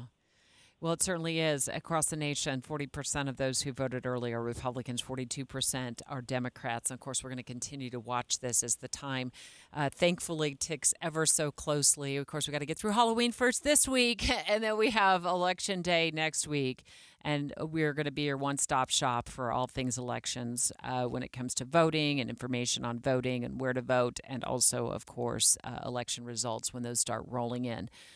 Straight ahead, Maria Chaleos takes over the microphone. This is a shocking number.